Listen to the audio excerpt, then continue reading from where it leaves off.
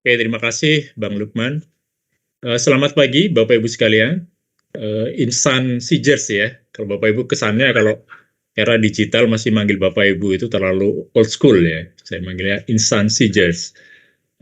Terima kasih nih, pagi ini kita akan ngobrol sesuai dengan permintaan Pak Fanani tadi. Enaknya kalau di digital itu, Bang Lukman ya, meskipun 500 orang, kita masih bisa seolah-olah face to face gitu ya, karena masing-masing Bapak Betul. Ibu menghadapi kameranya masing-masing. Nah, biasanya kalau di BUMN dimulainya pakai Zeliel. Nah, kalau saya mau tampil beda ini, saya mau muka dengan pantun saja. Nanti Bang Lukman Oke, nanti saya sambut balas pakai pakai cakep cakep ya. ya, Ah, pasti betul. ya. Oke. Oke. Pagi-pagi buka laptop, Cakep. Cakep. sambil makan dengerin webinar. Waduh, cakep. Bapak Ibu memang top, Anjay. hawa liburan masih belajar. Yo, men. Luar biasa Ya, banget nih Pak Ardi. Nyiapin pantunnya udah berapa lama mikir tuh Pak Ardi? sejam yang lalu tadi nemu nih. Enaknya apa ya Sejam yang sebutannya lalu. ya? Oke. Jam yang lalu. Dan terinspirasi tadi kan, Lukman sampaikan ini sudah mau hawa liburan, tapi masih mau belajar. Nah, ini sesuatu spirit yang perlu kita jaga terus ya, bahwa tanggal boleh merah, tetapi semangat belajar terus hitam, ya, terus biru gitu. Baik, Bapak Ibu, rekan-rekan Sijer sekalian, jadi hari ini mungkin sekitar 1,5 jam, nanti saya lebih sharing dan nanti kita coba interaksi dengan kuis-kuis kecil, tebakan, dan sebagainya, dan teman-teman nanti yang berpartisipasi, nanti ada hadiah ya, dari saya pribadi juga, mungkin nanti dari, saya kurang tahu nanti dari panitia ada hadiah Wow, tambahan atau ditambahin tidak. juga ya dari Pak Ardi hadiahnya ya. Sederhana sih, tapi karena ini kan forum knowledge ya, hadiahnya juga harus ada hubungannya dengan knowledge juga. Di sini sepertinya banyak juga yang mungkin sudah pernah bertemu offline ya. Tadi pagi-pagi pas saya mau mulai sudah di Japri nih Mbak Dian dari Semen Indonesia Beton ya. Terakhir ketemu mungkin udah 10 tahun yang lalu ya, ngajar offline. Mungkin banyak juga rekan-rekan di sini yang pernah bertemu offline. Salam bertemu kembali. Mohon maaf karena tidak bisa menyapa satu persatu karena banyak sekali hadir hari ini. Baik, saya mulai saja ya, Mas Lukman, untuk sharing sedikit dan nanti lebih banyak kita interaksi saja agar ini kayak kita ngobrol rame-rame ya menjelang liburan. Jadi kita santai saja suasananya. Nah, sesuai dengan topik yang disampaikan sudah muncul ya, Bang Lukman ya. Slide-nya sudah muncul? Sudah Pak Ardi, sudah muncul. Baik. Ya. Mungkin perkenalan dulu, Bapak Ibu sekalian. Nama saya Ardi Ridwan Syah. Saya dari Jawa Timur juga. Ini di sini barangkali saya yakin banyak instansi JERS yang dari timur-timur juga ya. Saya di Makpes ini sudah masuk tahun ke-16. Sekarang sebagai Chief Operating Officer dan hari ini mungkin saya cerita terkait digital marketing, satu topik yang mungkin kalau bahasa Belandanya kita orang marketing dengar istilah digital marketing itu belenek gitu ya. Mohon maaf nih kalau ada yang bukan dari Jawa Timur, silakan googling ya arti belenek itu apa. Jadi apalagi seperti disampaikan Pak Faradi tadi ya, begitu kita memasuki era kemarin pandemi ya, sekarang disebut sebagai akselerasi digital transformation. Jadi 2 tahun ini kita dipaksa untuk melakukan transformasi digital secara cepat. Sehingga istilah digital marketing itu sudah ya tadi blenek ya, sudah sering banget kita dengar. Nah, cuma ada prinsip-prinsip yang mau tidak mau harus kita pahami agar tidak hanya FOMO ya, tidak hanya ikut-ikutan saja, tetapi kemudian kita tidak memahami arah strategi yang seharusnya seperti apa. Baik, saya mulai dengan ini slide yang disampaikan pada acara 2 tahun yang lalu. Saya kurang tahu, mungkin sebagian instansi JERS sempat hadir juga ya di acara ini. Masih online, kita selenggarakan masih online, walaupun yang terakhir kemarin ya, Desember kemarin, baru minggu lalu ya, 2 minggu yang lalu, kita akhirnya kembali selenggarakan secara offline di Pacific Place, Jakarta, dan sudah dihadiri perkiraan kita 3.000 peserta. Nah, slide yang rekan-rekan lihat di layar masing-masing, Ini kesimpulan dari acara 2 tahun yang lalu. Ketika kita bicara waktu itu masih digital transformation jadi satu isu. Ada 3 pelajaran penting sebenarnya sebelum nanti kita masuk ke materi. Ini saya kutip dari Pak Hermawan ya, sebagai chairman kami. Beliau bilang bahwa ya dengan adanya teknologi digital tanpa harus disebut digital marketing, ya marketing itu memang dengan sendirinya akan digital. Marketing itu dengan sendirinya akan mengikuti perkembangan teknologi yang ada. Nanti akan saya ceritakan bagaimana Marketplace membuat beberapa buku yang terkait dengan ini. Jadi tanpa disebut digital marketing, marketing itu sudah digital anyway, gitu ya, sudah jadi digital juga. Nah, itu yang pertama. Jadi konsekuensi dengan sendirinya marketing akan menuju digital. Nah, yang kedua, ketika semua orang ngomong digital, digital, digital, lalu apa bedanya kita yang lain?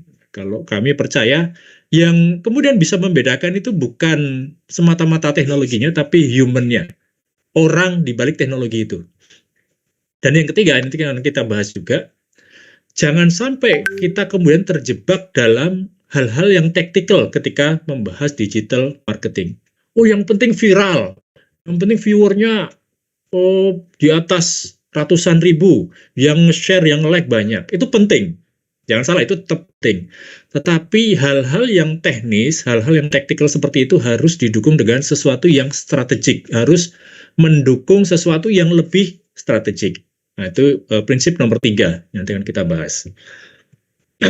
Nah, ini mungkin nanti akan saya share, hadiahnya simple kalau dari saya, nggak tahu nanti kalau teman-teman lain ada yang mau urunan nambahin hadiah, boleh.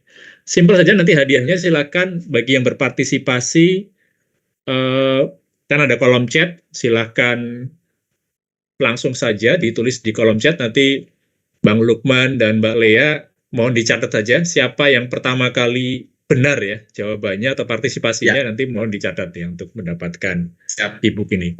E-book ini saya tulis sebelum pandemi, tapi sebenarnya sangat relevan karena ini sebelum kita bicara digital marketing, kita harus paham marketing itu sendiri seperti apa. Nah, buku ini saya tulis waktu itu untuk para praktisi. Mungkin banyak, saya yakin banyak Bapak Ibu di sini yang kejeblos di dunia marketing, tetapi background-nya bukan marketing, sehingga learning by doing itu terjadi gitu ya. Pokoknya dari praktek kita, oh ternyata marketing seperti ini. Nah, buku ini sebenarnya saya persembahkan untuk Bapak Ibu, rekan-rekan yang kejeblos ke dunia marketing, tapi background-nya bukan marketing. Jadi sebagaimana contoh slide yang ada di sini, isinya simple sesuai dengan judulnya, instant marketing. Jadi definisi, contoh, dan tidak banyak basa-basi. Jadi isi-isinya kurang lebih seperti ini, contohnya, definisi, langsung banyak gambar. Jadi mungkin sehari dibaca selesai. Tapi ini intisari dari konsep marketing yang sudah dipakai Marketplace 30 tahun lebih. Beberapa klien itu, contohnya ada teman saya Mbak Juli, dari beliau petinggi di Orang Tua Group ya, produsen wafer Tango, itu sampai beli borong nih untuk dibagi-bagikan ke timnya. Kemarin saya ngajar di satu universitas, salah satu universitas terbesar di Indonesia ya. Kebetulan direktur dari berbagai daerah se-Indonesia kumpul, saya tunjukkan buku ini langsung pada borong semua. Nah, untuk rekan-rekan, saya nanti bagikan soft copy e-booknya bagi yang berpartisipasi tentunya. Instant marketing, jadi untuk pegangan. Nah, ini sekaligus nanti saya mau kuis nih, kuis pertama ya, Mas Lukman ya. Ini saya cerita dulu perjalanan konsep marketing yang dikembangkan oleh Marketplace. Jadi Marketplace kami sudah 30 tahun lebih berdiri, dan selama 3 dekade ini Marketplace bukan hanya melakukan training dan sebagainya, tetapi kami juga mengembangkan konsep marketing. Menariknya, rekan-rekan, konsep marketing yang dikembangkan oleh Marketplace bukan hanya kita pakai di Indonesia, tetapi juga kita ekspor, kita kenalkan ke dunia luar lewat kolaborasi dengan Profesor Philip Kotler, ini mbahnya marketing dunia ya. Jadi kalau diurut absen ya, siapa yang ranking satunya marketing di dunia? Mungkin Profesor Philip Kotler ini nomor 1. Beliau sekarang sudah 92 tahun usianya. Dan ini buku-buku yang ditulis oleh founder kami, Pak Hermawan, bersama Philip Kotler, yang sebenarnya dari buku yang 4.0 sampai 5.0 itu menggambarkan era baru marketing di digital. Jadi kalau di sini era digital itu dimulai ketika Marketplace menulis buku Marketing 4.0. Ya, kalau rekan-rekan lihat di situ subtitlenya ya, bergerak dari tradisional ke digital. Nah, kemudian 4 tahun kemudian kita buat lagi buku yang masih berhubungan dengan digital, yaitu Marketing 5.0. Oke, saya mulai kuisnya, kuis pertama. Ini tapi saya nggak bisa lihat chatnya ya, mungkin Ya, nanti saya teman bantu bisa pilih lihatin. Pak Ardi. Ya. Jadi saya biasa pakai Zoom bisa kelihatan peserta ya. Kalau pakai Microsoft Teams mungkin karena saya kurang familiar, jadi kayak ngomong dengan layar, ya. Wajah-wajahnya tidak terlihat. Kuis pertama, mungkin satu kuis dulu nih. Jadi saya ceritakan dulu, yang marketing 4.0 apa bedanya 4.0 dengan 5.0? 4.0 itu awal-awal dulu kita masih baru digitalisasi terjadi. Di buku marketing 4.0 nanti konsepnya akan kami bahas juga. Kita baru bicara tentang sosial media. Jadi driver utama teknologi yang paling banyak dibahas di sini bicara tentang sosial media, tentang online community. Jadi bagaimana kemudian customer itu bisa memanfaatkan teknologi digital untuk berinteraksi satu dengan yang lain. Jadi media sosial yang paling banyak dibahas di sini. Jadi teknologi utamanya waktu itu masih teknologi yang berbasis sosial media, itu marketing 4.0. Nah, 4 tahun kemudian akhirnya kita rilis buku Marketing 5.0. Subtitlenya Technology for Humanity. Nah, ini bicara teknologi yang sudah lebih advance. Sudah bicara artificial intelligence, big data, augmented reality, dan seterusnya. Terutama artificial intelligence dan big data yang dibahas di sini. Jadi dua teknologi baru yang mungkin pada saat 4.0 belum sematang sekarang. Nah, bocorannya, rekan-rekan sekalian, sekarang sudah sedang ditulis buku Marketing 6.0. Marketing 6.0. Rencana paling cepat tahun depan kita luncurkan. Mudah kalau paling lambat ya mungkin 2 tahun lagi ya. Oh, maaf, tahun ini. Ya tahun depan ya, sekarang belum 2023 ya. 2023 rencana kita luncurkan, tapi kalaupun molor mudah-mudahan 2024. Nah, marketing 6.0 bicara teknologi yang lebih advance lagi. Kira-kira teknologi yang dibahas apa? Silakan ditulis di chat ya.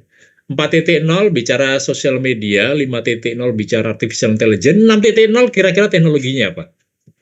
Silakan boleh ditulis Silakan di para chat. insan seekers yang merasa ingin Yang pertama menaruh benar jawabannya nanti di kami kolom chat. bagi ya e-booknya. Betul. Oke, ini ada yang bilang, Pak Ardi, 6.0 dari Pak Putut Hardi bicara tentang teknologi metaverse. Ada yang bilang 6.0 ini bicara terkait artificial intelligence. Ada yang bicara terkait virtual reality or augmented reality, seperti metaverse. Banyaknya bicara IoT, VR, AI. Ayo, silakan para insan seekers dimanapun Anda berada, silakan beri opini Anda. Kiranya kalau marketing 6.0 bicara terkait apa? Nanti yang paling cepat dan paling cepat akan mendapatkan soft copy Instant Marketing for Busy People karya Bapak Adi Ridwansyah. Oke, ada yang bicara virtual, ada yang bicara virtual marketing, Pak Ardi, virtual reality. Sudah ada yang benar. Oke, ada tiga ini ya. ya Pak Ardi ya jawaban, IoT VR atau metaverse atau virtual marketing. Ya. Jadi sudah ada jawaban yang benar tadi yang pertama ya, metaverse. Betul, Pak Putu tadi ya. Jadi Ya, Pak Putu. saya pilih dua deh, boleh dipilih dua yang paling awal yang membahas ada kata kuncinya metaverse.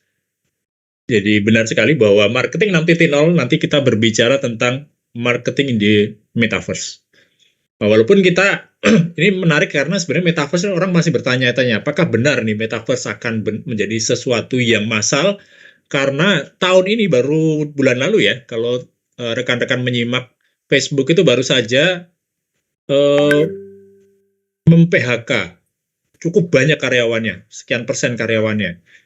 Padahal Facebook itu yang membuat kata metaverse itu ramai dibicarakan tahun lalu ya, ketika dia mengubah nama perusahaannya dari Facebook menjadi Meta. Tapi ternyata proyek metaverse mereka, Horizon itu, dianggap belum sukses sehingga akhirnya terpaksa Facebook harus mem-PHK banyak karyawan. Nah, pertanyaannya apakah metaverse akan terrealisasi? Nah, ditunggu silakan nanti di buku itu. Kalau nanti mau didiskusikan silakan, tapi saya tidak akan membahas secara spesifik kalau memang nanti tidak ditanyakan. Baik, saya lanjut ya rekan-rekan. Jadi sudah ada berapa tadi ya? 2 ya. Mas Lukman ya, Ya, partisipan dua yang. pemenang, Pak Adi. Saya kasih pertanyaan berikutnya, tapi ini saya nanti sambil lalu saja bahasnya. Eh, Kalau tadi saya perkenalkan, nama saya Ardi Ridwansyah, saya dari Jawa Timur, kira-kira saya berasal dari kota mana? Nah, kalau teknologi Oke. sekarang orang bicara metaverse, kota saya ini terkenal dengan meta juga, sejak dulu ya. Tapi bukan metaverse, tapi kota metafisika di Jawa Timur. Nah, silakan diketik dari mana. Saya sambil lanjut Kota materinya ya. metafisika. Ini Iya, agak menjadi dukun ya, Pak Ardi ya. ya. Marketing ini, oh oke. Ada beberapa langsung langsung menjawab semua. Ada yang menjawab Banyuwangi, ada yang menjawab Kediri, ada yang menjawab Jombang, ada yang menjawab Probolinggo. Banyak ya. Oke, ada yang bilang Malang. Aduh, ini chatnya langsung rame. Ada yang bilang Bondowoso. Oke, silakan Pak Ardi. Ya, tadi diberi kata keyword dukun, ternyata banyak dukun di mana-mana Jawa Timur ya. Tapi yang benar yang pertama tadi ya, Bang Lukman ya, Banyuwangi, betul Bapak. Bapak atau Ibu tadi ya, rekan-rekan yang belum jawab, Banyuwangi tadi dapat e-booknya. Jadi kota metafisika itu Banyuwangi karena terkenal dengan santetnya sampai sekarang ya. Nah, saya tidak akan membahas metafisika, saya lebih baik membahas metaverse saja. Saya lanjut ke topik berikutnya. Nah, ini yang gabungan sebenarnya nanti akan kita bahas sedikit dari buku Instant Marketing, sedikit dari buku Marketing 4.0, dan sebagian dari buku 5.0 yang bestseller ya di Amerika tahun kemarin. Di step pertama nanti saya akan ambil dari buku Instant Marketing, step kedua dari buku Marketing 4.0, step ketiga sedikit dari buku 4.0 dan 5.0. Jadi ketika kita menyusun digital marketing, kampanye secara digital, seringkali apalagi nanti kalau tadi seperti disampaikan Pak Fanani ya, barangkali Bapak Ibu pengen punya bisnis juga gitu ya di rumah, pengen sambil merancang bisnis secara online. Nah, seringkali kalau kami temui ya, banyak kami temui para pelaku bisnis UKM, terutama kalau SIG saya kira sudah mulai dari tahap pertama ya. Tapi kalau pelaku UKM, kira-kira Bapak Ibu, ini silakan ditulis di chat juga. Biasanya pelaku UKM ya, pelaku bisnis kecil, itu mulai dari step mana? 1, 2, 3, atau 4? Nah, silakan ditulis di chatnya. Pelaku UKM, ketika mereka mulai digital marketing, mulai main online gitu ya, banyak, ini kesalahan yang paling sering terjadi, mereka mulainya dari tahap yang keberapa? Nah, silakan Oke, Pak ditulis Imron ini. ini bilang atau Pak Dainuri ini bilang 3. Andreas Oke. bilang 2. Bu Novita bilang 3. Pak Supriyadi bilang 3. Banyak yang 3 sebenarnya di sini, 3. Pak Ya, Ardi, betul antara 2 sekali. dan 3. Ya, 3 ya.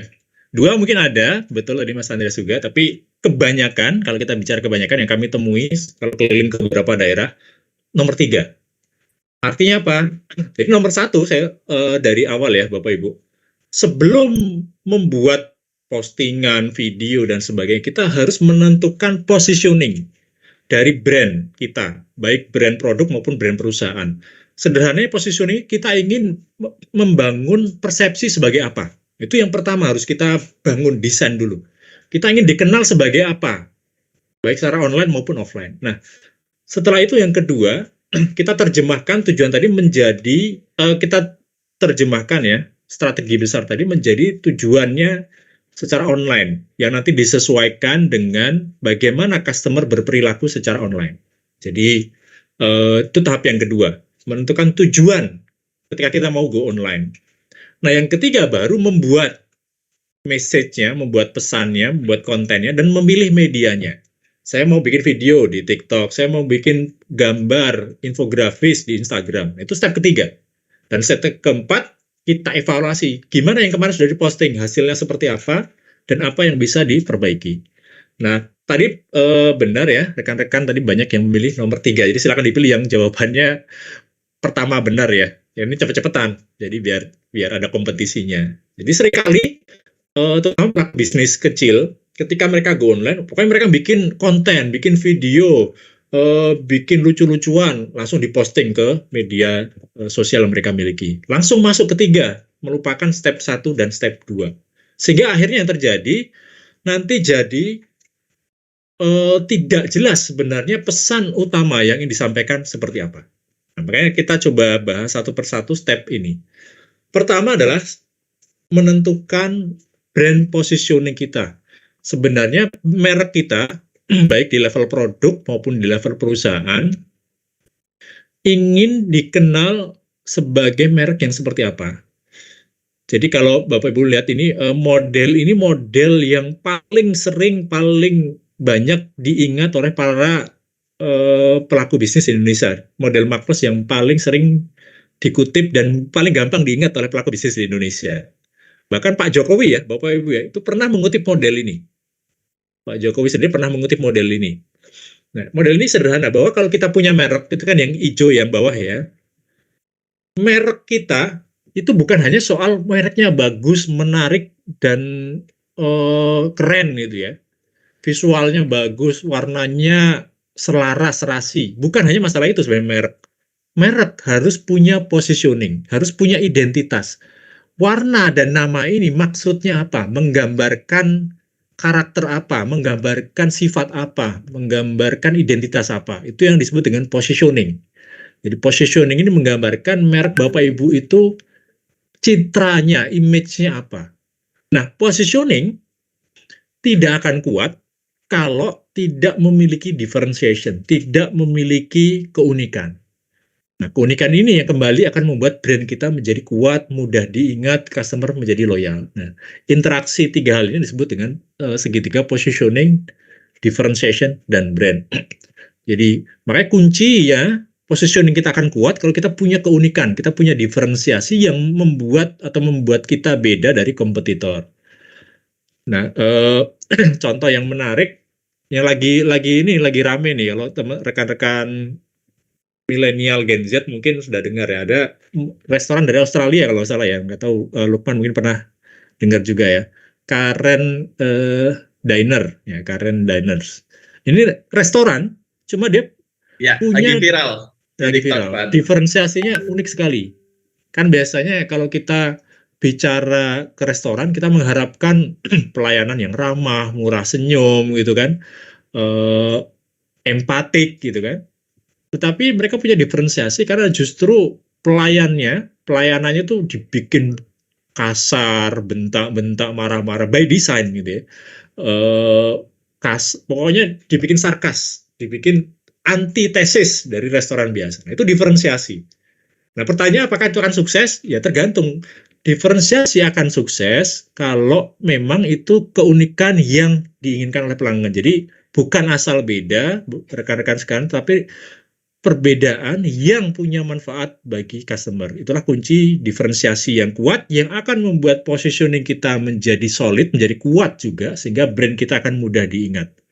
Nah, ini sebelum kita masuk ke digital, membuat campaign dan seterusnya, tim kita, saya kan rekan-rekan mungkin punya tim banyak ya, yang bikin konten, ada yang desainernya, ada yang posting, ada yang ngurusi SEO-nya, semuanya harus punya persepsi yang sama. Sebenarnya brand yang saya nanti kampanyekan ke luar itu image-nya, positioning-nya apa, dan keunikan yang ingin ditonjolkan apa.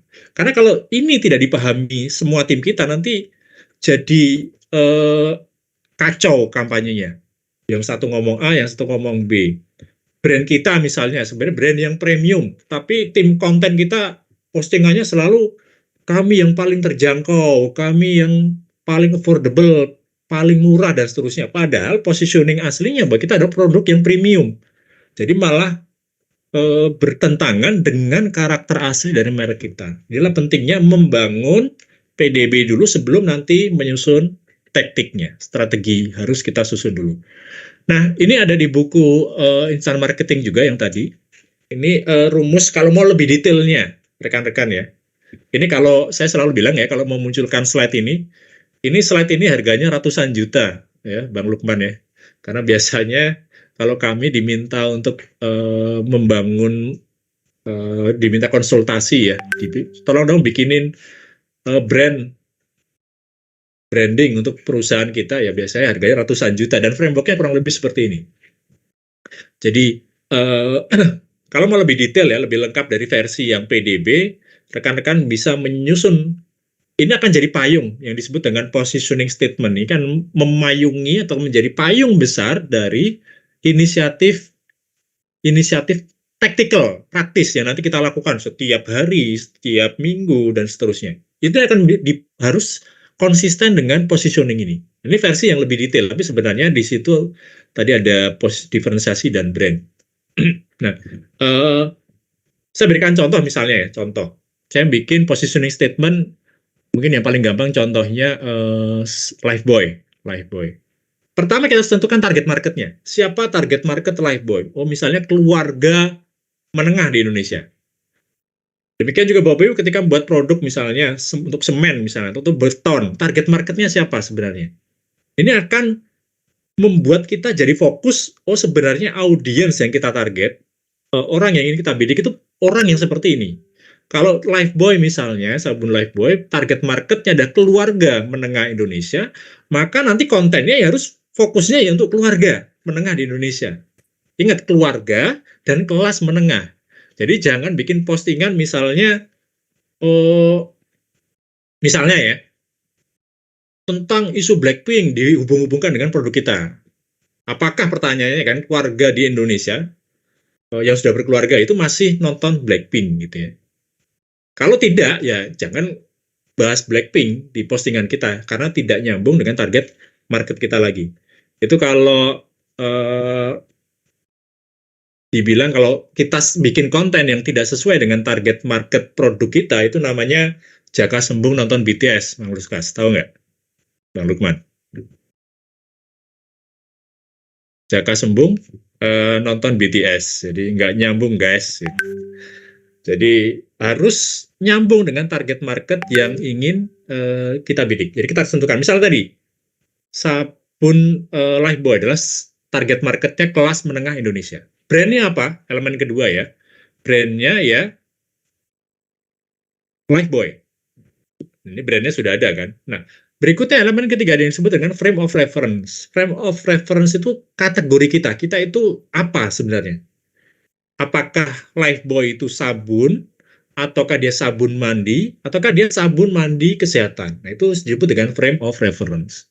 Nah, di sini akan lebih tepat kalau Lifebuoy diberikan kerangka atau frame of reference sebagai sabun mandi kesehatan.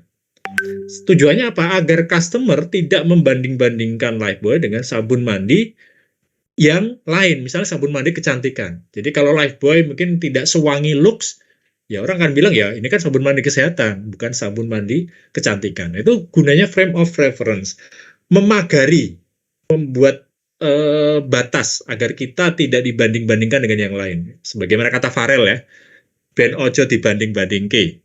Frame of reference itu penting. Nah, berikutnya customer akan nanya, oke, kamu sabun mandi kesehatan, tapi kan di luar sana banyak sabun mandi kesehatan. Ada apa ya, Nuvo, ada sabun mandi yang mengklaim sabun mandi kesehatan juga. Sehingga kita butuh yang keempat, point of differentiation. Apa bedanya Lifebuoy dengan sabun kesehatan yang lain? Misalnya, Lifebuoy melindungi keluarga 2 kali 24 jam, gitu ya. Melindungi perlindungannya lebih lama.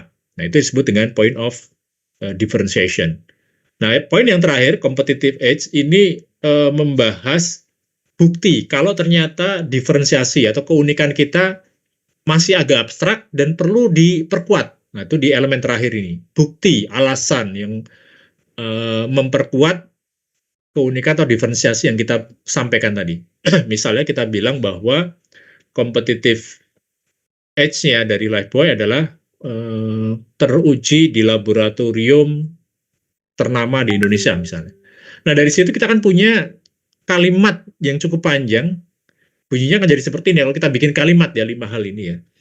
Jadi untuk keluarga kelas menengah di Indonesia, Lifebuoy adalah sabun mandi kesehatan yang melindungi keluarga 2 kali 24 jam, terbukti dengan hasil uji dari laboratorium ternama di Indonesia. Nah, kalimat panjang ini yang disebut dengan positioning statement, kalimat statement. Nah, dari kalimat panjang ini, kalau Bapak Ibu nanti dikampanyekan keluar dalam bentuk hashtag, dalam bentuk tagline, tinggal diperas saja menjadi yang kita sering dengar diistilahkan dengan tagline atau hashtag. Jadi hashtag atau tagline itu idealnya itu adalah dikompres dari positioning statement ini. Jadi ini langkah pertama sebelum kita menyusun digital marketing, kita harus menentukan positioning kita, image, citra dari produk kita dengan memperhatikan 5 elemen ini. Untuk siapa, frame of reference-nya apa, keunikannya apa, dan apa bukti dari keunikan tadi. Nah, itu tahap pertama. Tahap kedua, oke, ini mungkin saya boleh biar tidak bosan saya ngundang. Kalau peserta boleh bisa berpartisipasi ya, Bang Lukman ya. Masih mute? Okay. Ya, bisa, Pak Adi. Silakan. Kalau di Zoom raise hand ya, kalau di MS Team apa ininya fiturnya. Ada boleh satu yang mau sharing. Simple. Nanti saya cuma nanya. Boleh Bapak Ibu di sini yang baru beli produk elektronik, mobil, motor, yang sejenis itu 6 bulan atau setahun ini. Boleh angkat tangan atau open mic-nya. Saya cuma ngobrol berdasarkan proses ini. Saya tidak akan nanya Bapak Ibu bayarnya cash atau nyicil. Saya nggak akan nanya itu. Tenang. Oke, barangkali Bu Dina dan tim dari SIG apa bisa dibantu untuk peserta yang terpilih ini bisa open mic dan berinteraksi dengan Pak Adi.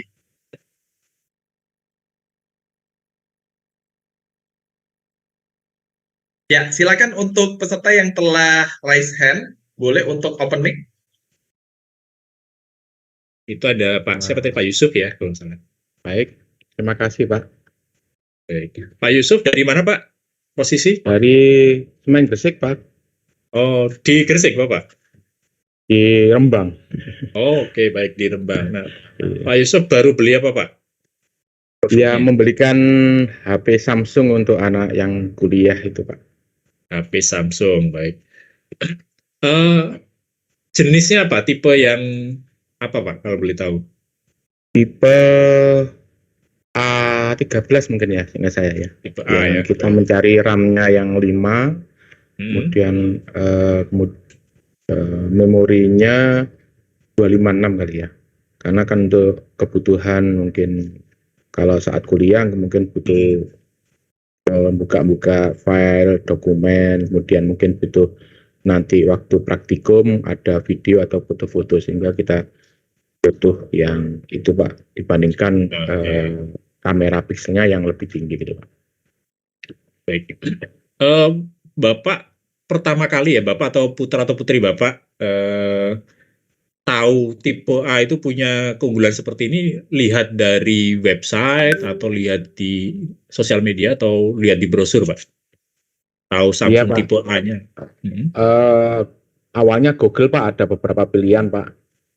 Cuman kita juga setelah lihat di brosur di tokonya itu penjelasan, kemudian itu kita sesuaikan dengan budget, sehingga kita putuskan untuk itu Pak. Karena jadi setelah dibandingkan merek-merek yang lain pengalamannya sepertinya terkait dengan kehandalan atau gangguan-gangguan bug ya. Sering kan kalau di Xiaomi, Vivo itu kan yang sekarang itu kan sering kena bug, jadi waktu memakai itu ada gangguan gitu ya. Sehingga kita sering menginstal ulang gitu ya. Atau service gitu. Hanya kita Samsung karena sudah pengalaman dulu pakai Samsung itu relatif aman. Ya, jadi Bapak setelah tadi tahu RAM-nya tinggi, memorinya juga tinggi, tertarik sebelum beli Pak, berarti tadi Bapak cerita membanding-bandingkan dulu ya? Iya. Dengan betul. Baca reviewnya gitu ya, di internet. Terus mungkin sempat ke counternya nyoba-nyobain gitu nggih? Iya. Dan belinya dapat penjelasan dari penjaga tokonya itu yang salesnya itu kan ada. Tanya-tanya gitu ya. Belinya akhirnya online atau offline Pak? Langsung offline Pak di tokonya Pak. Pada saat toko, oke. Ya. Sudah dipakai berapa lama sekarang Pak Yusuf? Sekarang masih baru 4 bulan mungkin, kalau nggak 5 bulanan, ya 5 bulan lah. Putra-putrinya cukup puas nggak pakai itu so far? Iya Pak, iya karena kakaknya yang pertama itu pakai Redmi itu Hmm, kurang puas karena ya itu tadi sering ada bug gitu ya, bug yang ganggu tadi. aplikasi-aplikasi yang sudah diinstal gitu ya. Oke. Jadi setelah 4 bulan pakai puas, sempat ini nggak Pak Bapak merekomendasikan ke teman, keluarga, rekan di kantor gitu, "Oh, mending kalau nyari yang memorinya bagus, RAM-nya tinggi, Samsung saja," gitu. Dari Iya, pengalaman akhirnya 4 anak bulan itu. saya ngomong ke saya sendiri baliknya pakai Hmm. bumerang gitu ya. Ya kalau beli Samsung aja, jangan yang merek Cina, nanti Oke. mungkin pencurian data atau terkait dengan security-nya juga bagus di Samsung. Juga Samsung jarang ada trouble dan sampai sekarang belum pernah kita itu komplain atau servis ke counter maupun ke bagian servisnya Pak. Baik. Karena yang kemarin-kemarin itu punyanya kakaknya itu yang Redmi itu udah 2 kali karena kena bug gitu Pak. Hmm. Oke. Baik, terima kasih Pak Yusuf sudah sharing, nanti insya Allah akan dikirimkan ya soft copy-nya, sudah dicatat oleh teman-teman untuk ini. Nah, jadi Ya Pak. rekan-rekan Kasih Pak. sekalian, tadi pengalaman Pak Yusuf tadi menggambarkan ini satu model yang ada di buku Marketing 5.0. Maaf, slide-nya sudah muncul lagi? Saya sambil cek. Sudah Pak Hardi, tapi masih belum PPT-nya. Oh iya, oh belum PPT, sebentar.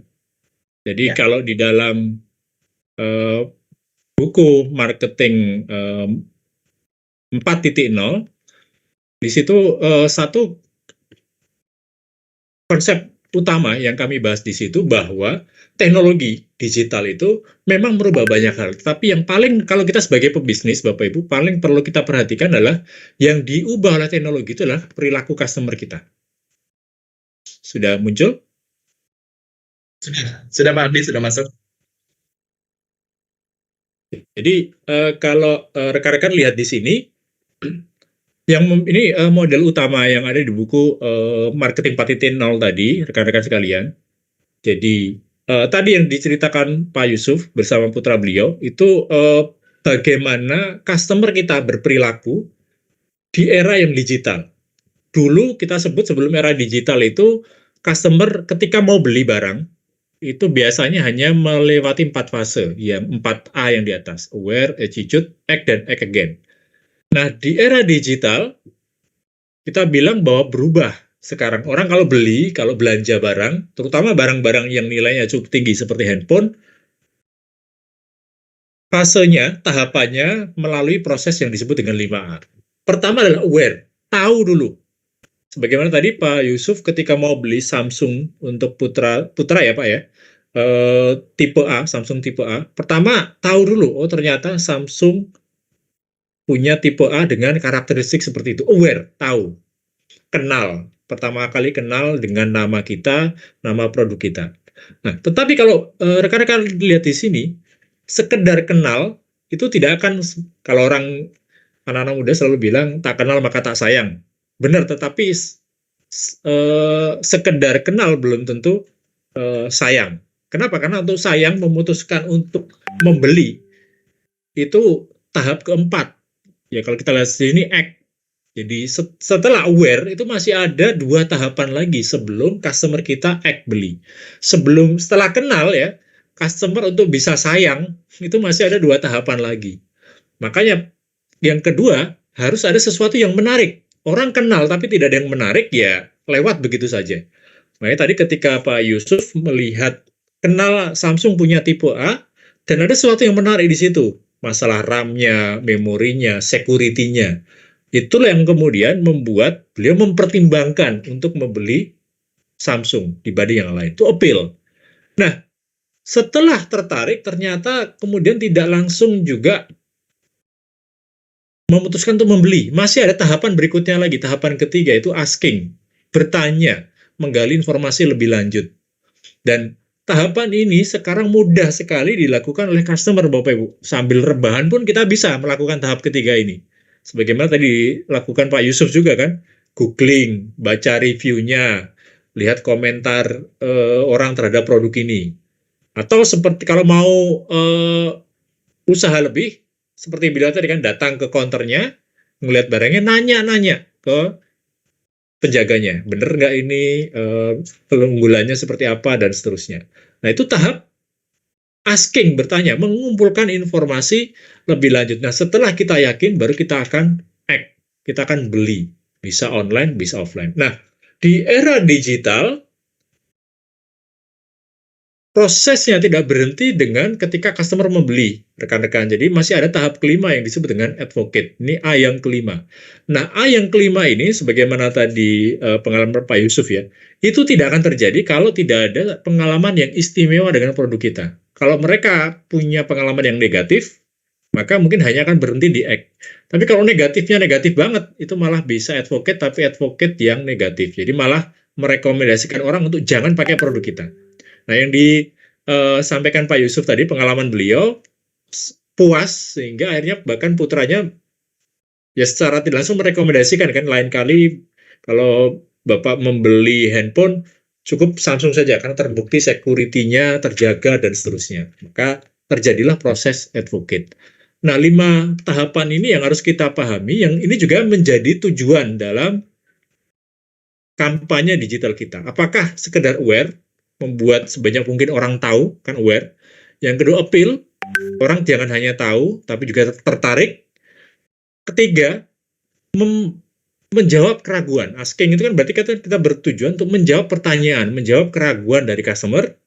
Dan di fase yang keempat, tujuan kita adalah mempermudah, mendorong customer untuk segera membeli atau melakukan transaksi.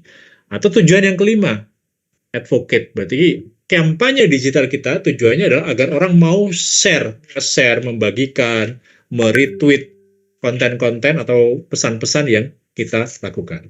Jadi ini tujuan dari kampanye pemasaran kita. Nah, sejak beberapa tahun yang lalu, Bapak Ibu, kita melakukan riset pola secara umum. Karena di setiap industri beda-beda polanya. Ini contoh kalau di B2B, karena Bapak Ibu mungkin ada yang B2B ya, yang ngerjain proyek, berhubungan dengan proyek. Ada juga yang agak B2C, berhubungan dengan distributor, toko bangunan, dan seterusnya. Nah, ini untuk yang B2B. Dari riset kami, ini B2B secara umum ya, Bapak Ibu, ini polanya itu kurang lebih seperti ini. Jadi, aware, kalau bacanya seperti ini ya, attraction itu bacanya, aware-nya tinggi, dari sekian 100 orang misalnya yang kenal dengan kita, mungkin yang tertarik hanya 70 atau 60. Jadi, mengerucut ya, attraction-nya mengerucut. Tetapi, yang nanya-nanya itu nanti lebih banyak lagi. Jadi misalnya yang tahu 100, yang tertarik 70, tetapi yang nanyanya bisa 80. Yang asking, kalau Bapak Ibu lihat di sini, rekan-rekan lihat, yang asking naik lagi kan, itu bisa 80. Yang nanya-nanya. Walaupun sebenarnya nggak tertarik, mungkin iseng ataupun hanya mencoba membanding-bandingkan bisa jadi dengan kompetitornya. Dengan pilihan yang sebenarnya dia lebih sukai. Seperti Pak Yusuf tadi kan, dia sebenarnya sudah senang dengan Samsung, tapi mungkin nanya-nanya juga Xiaomi seperti apa, Apple seperti apa, iPhone seperti apa, dan seterusnya. Tapi sebenarnya beliau tertariknya ke satu saja, ke Samsung. Makanya di sini yang asking cukup banyak, tapi nanti yang beli lebih sedikit. Biasanya yang beli ini yang memang tertarik, gitu ya. Dan ketika dia nanya-nanya puas. Nah, yang mau rekomendasi lebih dikit lagi. Jadi bacanya seperti itu. Ini yang disebut pola ikan mas. Jadi yang tertarik banyak, yang tahu banyak, tertarik lebih sedikit, tapi yang nanya-nanya banyak, gitu ya. Yang menggali informasi banyak, tapi sebenarnya yang benar-benar tertarik lebih memang sedikit. Jadi pola secara umum di B2B berdasarkan riset kami. Kalau B2C secara umum, jadi tambah kecil gitu ya. Orang tahu, nanti dari 100 yang tahu, 70 yang tertarik, 50 yang nanya-nanya atau googling, nyari informasi lebih lanjut 50, nanti yang benar-benar beli misalnya cuma 30, yang mau nge-share, mau rekomen hanya 20. Nah, B2C secara umum polanya agak berbeda seperti ini. Nah, yang ideal seperti apa? Yang ideal rekan-rekan baik B2B maupun B2C harusnya seperti ini. Bentuknya seperti dasi kupu-kupu. Jadi pola yang ideal itu seperti ini. Bacanya gini, ya orang tahu ya mungkin akan berkurang ya, yang tertarik berkurang dari 100 yang tahu, 70 yang tertarik. Nah, yang asking kalau bisa juga jangan terlalu banyak. Jadi dari 100, 70 yang tertarik, yang nanya mungkin cukup 40 saja. Kenapa? Karena kalau orang terlalu banyak bertanya, itu bisa jadi karena informasi yang ada di brosur kita, informasi yang diberikan di iklan kita, di website kita itu minim gitu ya. Nggak jelas, sehingga orang jadi masih ragu-ragu dan banyak nanya. Artinya bertanya cukup seperlunya saja. Sehingga di sini yang sedikit itu ya, jumlah yang bertanya, yang tengah itu kan sedikit mengerucut, tetapi nanti yang beli itu naik lagi. Jadi yang bertanya tadi 40 misalnya, yang beli 70. Jadi artinya ada orang yang tidak perlu nanya, setelah tertarik dia bisa langsung beli gitu ya. Karena informasi yang dia dapatkan sudah cukup. Dan terakhir kalau bisa yang advocate juga banyak. Bahkan lebih banyak dari yang beli. Artinya orang tidak beli pun tapi dia mau merekomendasikan produk atau jasa kita. Nah, ini bentuk yang ideal, tujuan yang ideal seperti ini. Nah, dari tujuan tadi, aware, appeal, ask, act, dan advocate, kita kemudian akan bisa menentukan tujuannya, kita mau fokus kemana. Ketika Bapak Ibu rekan-rekan campaign ya, biasanya kita akan bagi tiga tujuan besar.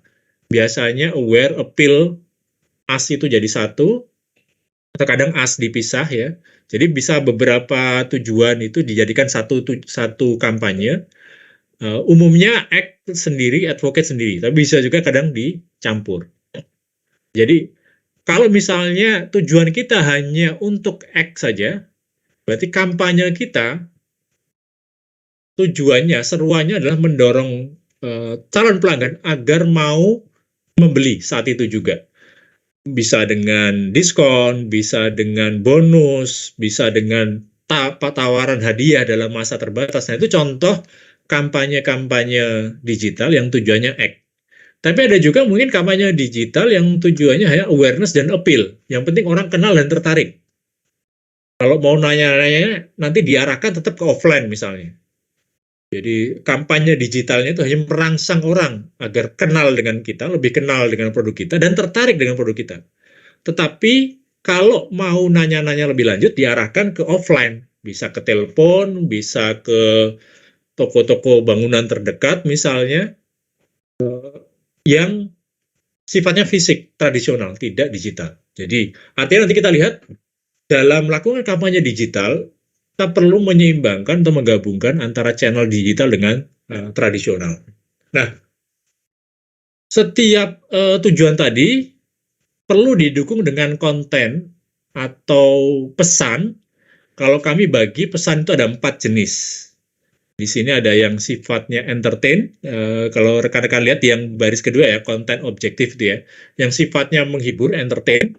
Atau sifatnya mengedukasi, memberikan tips ilmu baru.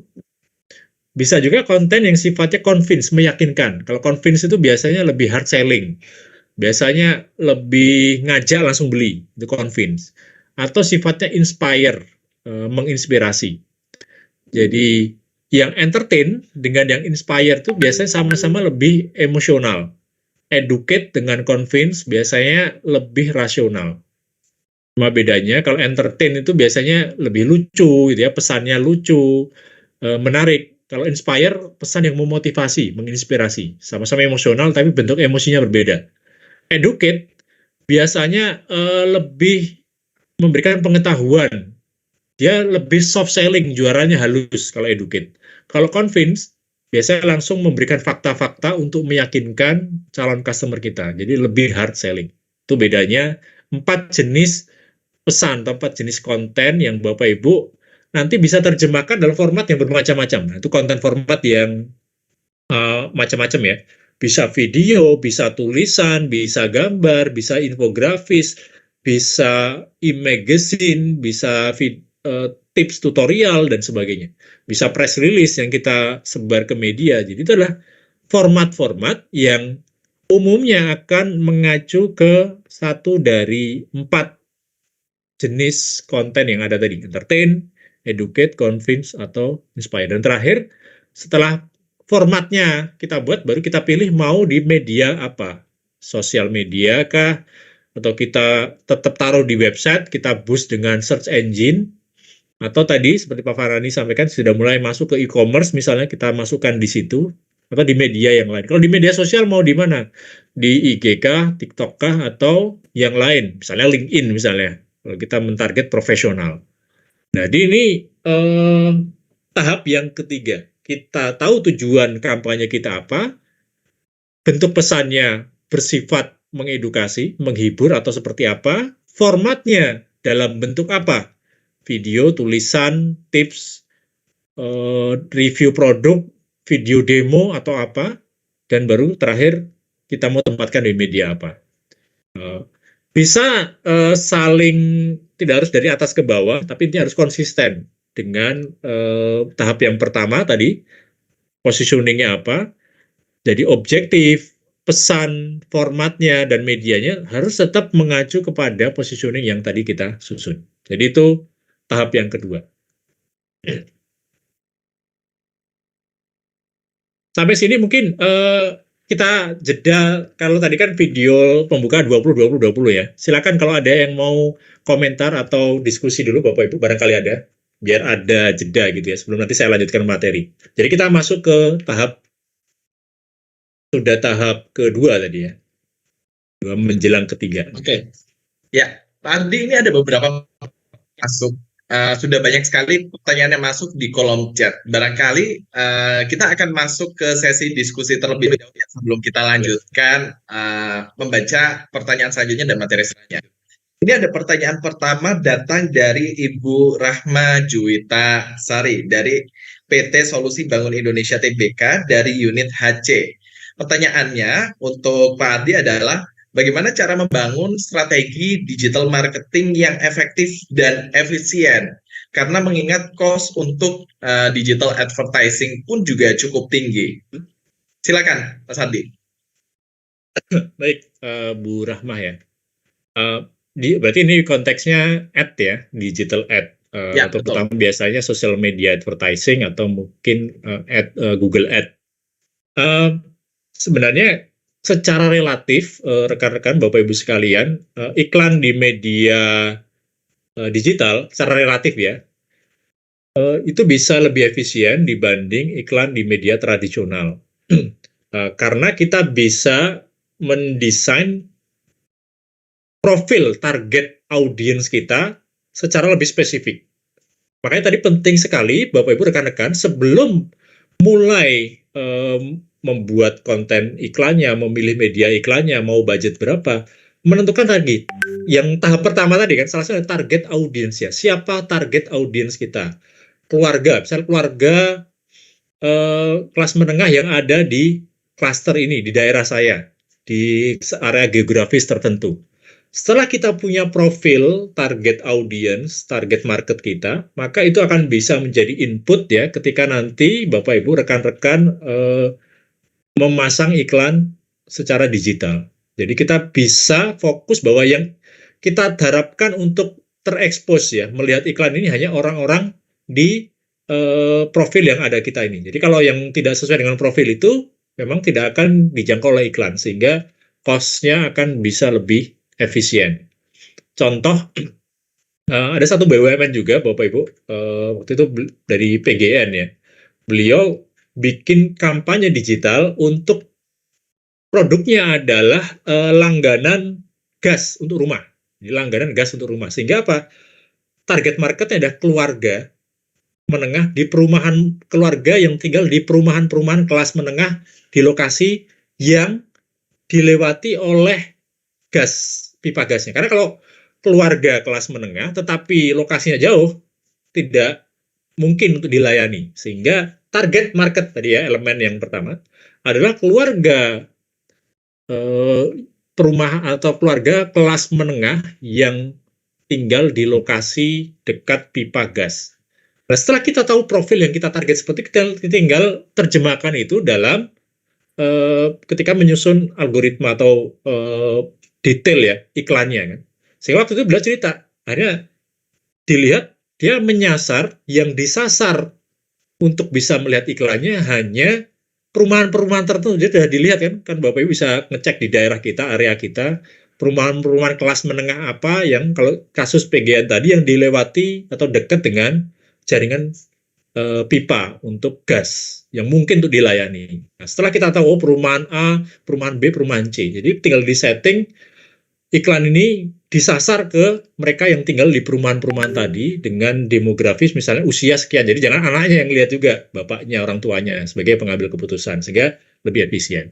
Jadi kesimpulannya Bu Rahma, fokus kita harus menentukan target marketnya agar spesifik, tidak karena yang tujuan iklan kita adalah bukan untuk menyasar sebanyak mungkin orang. Ingat ya Bapak Ibu ya, iklan sebenarnya bukan hanya iklan di media sosial atau digital, tapi iklan di televisi maupun iklan dimanapun, tujuannya bukan untuk meningkatkan sekedar sebanyak mungkin orang aware atau appeal tadi ya. Kita tidak hanya ingin membuat sebanyak mungkin orang kenal, tetapi tujuan utamanya adalah membuat sebanyak mungkin target market yang relevan untuk tahu, kenal, tertarik dengan produk kita. Yang tahu 1 juta orang, tetapi bukan target market kita, nggak ada gunanya. Mending yang tahu cuma 100.000 atau 10.000, tapi semuanya target market kita. Itu jauh lebih efektif dibanding yang 1 juta, tapi bukan target market kita. Nah, mudah-mudahan menjawab ya, Bu Rahman. Oke, thank you Mas Ardi untuk jawabannya. Pertanyaan selanjutnya menindaklanjuti dari jawaban Mas Ardi. Lantas seperti apa Mas seharusnya target yang spesifik itu dibentuk? Apa saja aspek-aspek yang bisa dilihat oleh para insan seekers ini untuk membuat target yang spesifik nih, Mas Ardi? Biasanya kalau itu ada di buku instant marketing juga tadi Mbak Rama yang berarti pertanyaan dipilih atau Bapak Ibu yang pertanyaannya walaupun belum dibacakan tapi sudah posting tetap boleh juga nanti diberikan e-booknya. Di situ ada beberapa, kalau nanti bicara tentang segmentasi ya rekan-rekan, karakter yang perlu kita perhatikan ketika menentukan target audiens kita atau target market kita. Ada faktor demografis, ini ada pekerjaan, jenis kelamin, usia. Tidak semuanya harus dipakai. Di rekan-rekan cukup memilih aspek mana yang pas dengan produk kita. Jadi pilih aspek demografis mana. Misalnya, Bapak Ibu mentarget misalnya ya, pemilik toko bangunan. Berarti kan profilnya usia mungkin di atas 30 atau di atas 40, entrepreneur misalnya, atau di daerah geografis tertentu gitu. Penghasilan mungkin kalau ada kita bisa datanya tergantung data yang available juga ketika kita memasang ad ya. Artinya dari profil itu secara demografis, biasanya demografis perilaku atau behavior. Kalau perilaku mungkin yang tersedia datanya di digital itu kan seberapa sering mereka membuka internet atau berinteraksi atau mereka buka sosial medianya itu pakai laptop atau pakai handphone. Jadi dari data itu contoh data perilaku. Nah, tinggal kita pilih relevan tidak atau perlu tidak kita pertimbangkan data perilaku. Berikutnya ada geografis. Contoh yang PGN tadi kan, kita mau target di kota tertentu, daerah tertentu, atau nasional. Kan kita bisa setting di situnya secara geografis. Dan secara perilaku, psikografis yang terakhir. Nah, psikografis memang paling challenging. Mungkin tidak semua sosial media punya data analytics-nya ya. Psikografis itu biasanya alasan customer menggunakan atau memilih sebuah produk. Apakah karena alasan brandnya, atau karena alasan manfaatnya, atau karena alasan harganya. Yang penting yang murah lah, saya nggak peduli kualitas. Yang penting semennya bisa nempel gitu kan. Masalah ada gempa dikit roboh ya bukan urusan saya, karena dia mungkin pengembang yang seenaknya, gitu, pengembang yang tidak memperhatikan keselamatan pekerja ataupun pengguna. Nah, kalau segmen seperti ini bukan yang kita target, berarti kita jangan mentarget segmen yang hanya mencari harga, tapi yang mencari kualitas. Nah, itu profil-profil yang bisa kita pertimbangkan ya, Mas Lukman. Oke. Ya, thank you Mas Ardi untuk jawabannya. Ini ada pertanyaan yang masuk juga Mas Ardi berkaitan dengan penjelasan Mas Ardi terkait dengan positioning. Ini dari Bu Novita Kartiningrum dari Unit of Land Transportation Planning. Pertanyaannya untuk Mas Ardi adalah, Pak Ardi, terkadang positioning beberapa produk sejenis ini sebenarnya sama. Nah, pertanyaannya, apabila keunikan-keunikan yang identik ini juga dimiliki oleh brand yang lain yang sudah di-state, maka brand yang lain ini juga belum dapat kesempatan untuk mengorek di mana letak keunikannya. Nah, ketika hal ini terjadi, sebenarnya apa yang harus dilakukan oleh sebuah brand perusahaan itu, Pak? Oke. Atau mungkin Bu Novita boleh unmute juga, sambil kita diskusi saja ya. Contohnya seperti Ya. apa mungkin, Bu Novita? Oke, silakan apabila Bu Novita sudah hadir di sini, sedang menyimak, boleh untuk open mic, Ibu. Bu Novita Jadi, Kartiningrum kalau yang dari saya Unit of tangkap Land kan, Transportation. kalau saya tangkap kan sebenarnya ada beberapa brand yang secara positioning mirip-mirip sehingga ketika dikampanyekan jadi kayak tumpang tindih gitu ya. Oke. Benar. Ya, silakan. Oke, oke. Ya, ini sudah tersambung. Kaget saya, Silakan Bu Pak. Novita. Ya, baik. Terima kasih, Pak. Jadi gini, misal nih ya, misal di semen kita aja lah, udah nggak usah jauh-jauh kayak gitu ya. Semen itu di mana-mana kan ya sama-sama aja kan gitu ya. Apa apa namanya, kemampuannya ya begitu kan gitu ya. Mungkin kalau ada yang lain kan pasti dia sudah bisa, seperti misalnya mortar itu memang sudah kan lain, beda lagi. Tapi kalau udah semen abu-abu ya sama seperti itu juga kan gitu ya, sama sih, kurang lebihnya sama. Tapi ketika sebenarnya unggul kita itu sebenarnya banyak dan sudah diketahui, sudah karena sudah sudah sangat lama kan gitu ya. Nah, itu sudah berakar lah di pikirannya pembeli, pelanggan kan gitu. Cuman karena kita telat aja gitu ya, telat aja men-state apa keunggulan kita kayak gitu ya, keunikan kita, positioning kita, dan itu ternyata sudah dikomunikasikan terlebih dahulu oleh brand lain kayak gitu ya, sehingga kita itu sudah kehilangan momen, seperti itulah ceritanya. Nah, ini kita mau cari di mana lagi dan gitu, karena semuanya kayaknya sudah diborong sama yang brand lain kayak gitu sih maksudnya. Baik Bu Novita, tangkap Bu. Jadi ya, berarti ini memang tantangan yang menarik ya. Artinya tadi sampaikan Bu Novita, kita sebenarnya punya keunggulan, tapi keunggulan ini juga dimiliki oleh toko sebelah, semen sebelah, sehingga dan mereka sudah lebih dulu mengklaim keunggulan tadi. Nah, sebenarnya pilihannya satu, kita mencari diferensiasi lain yang belum diklaim. Artinya kita nanti tinggal bilang di kampanyenya bahwa apa yang diklaim keunggulan oleh pihak lain sebenarnya kita juga punya, sudah lebih dulu ada gitu. Pertama, klaim bahwa kita sudah lebih dulu punya keunggulan itu. Tapi sekedar mengklaim itu, Bu Novita, tidak akan menunjukkan diferensiasi kan? Berarti kita cuma bilang sebenarnya kita sama saja dengan yang lain. Berarti Ya, selain mengklaim bahwa kita memang sudah lebih dulu ada, lebih dulu punya keunggulan tadi, kita perlu mencari diferensiasi yang tidak dimiliki oleh yang lain. Ada 3, kalau di buku Instant Marketing itu ada 3 cara untuk membangun diferensiasi. Satu, secara konten. Ini mungkin tadi yang Bu Novita sampaikan ya. Konten kan bahan, kualitas, dan sebagainya. Which is mungkin kurang lebih sama. Tapi coba kita lihat lagi, ada tidak konten kandungan semen abu-abu kita yang formulanya berbeda dari yang lain. Itu konten. Yang kedua, dari sisi konteks. Konteks itu kemasannya, ya. Jadi mulai dari kemasannya, ada kemasan kecil-kecil, misalnya ya, contoh ya, Bapak Ibu. Sementara yang lain kemasannya cukup hanya besar-besar, sehingga kalau pembeli yang ingin membeli dalam partai yang terbatas, sulit. Harus beli yang banyak, nanti tidak kepakai. Sementara kita punya dalam banyak ukuran. Nah, itu contoh kemasan. Atau konteks itu dalam bentuk layanan, bukan hanya kemasan fisik, tapi layanan yang diberikan.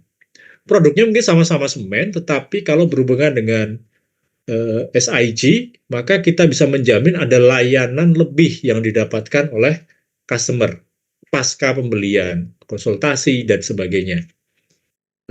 Ini kan yang pernah dipakai toko semen sebelah ya, Bapak Ibu kan. Mereka pernah mengklaim bukan hanya sekedar menjual semen, tapi solusi yang kemudian untuk B2C ya, untuk B2C bisa konsultasi tentang rumah, desain, arsitektur, dan sebagainya, selain ketika membeli semennya. Itu konteks. Jadi dari sisi kemasan fisik maupun layanan yang kita berikan. Nah, layanan itu sebenarnya banyak sekali yang bisa kita bedah. Mulai dari cara pembayaran, kalau kita berhubungan dengan proyek ataupun dengan distributor ya, cara pembayaran kita mungkin fleksibel, cara penagihannya, cara mereka order lebih gampang, keramah tamahan dari tim sales kita, lalu ada aspek-aspek, banyak aspek. Kalau ada sesi khusus tentang servis, sebenarnya kita bisa bahas ya. Itu digambarkan semen itu seperti kalau bunga, Bapak Ibu, bunga yang indah, bunga apa ya, Lukman ya? Bunga mawar gitu misalnya. Semen kita itu, kalau yang bonggol tengah itu namanya apa? Bunga, kebayang ya, Bapak Ibu, bunga kan ada tengahnya, tapi yang membuat indah itu kan kelopaknya ya, betul ya, kelopak-kelopaknya yang warna-warni. Nah, semen itu bisa diibaratkan adalah tengahnya, yang membuat nanti produk kita menjadi lebih indah, bukan semata-mata karena tengahnya semennya ini, tapi karena layanan-layanan yang menyertainya. Itu ada banyak layanan keramah, mulai dari keramah tamahan, cara pembayaran, cara order, cara penagihan, konsultasi, pemberian informasi. Ada sekitar 10 kelopak kalau dalam ilmu services yang bisa kita pilih.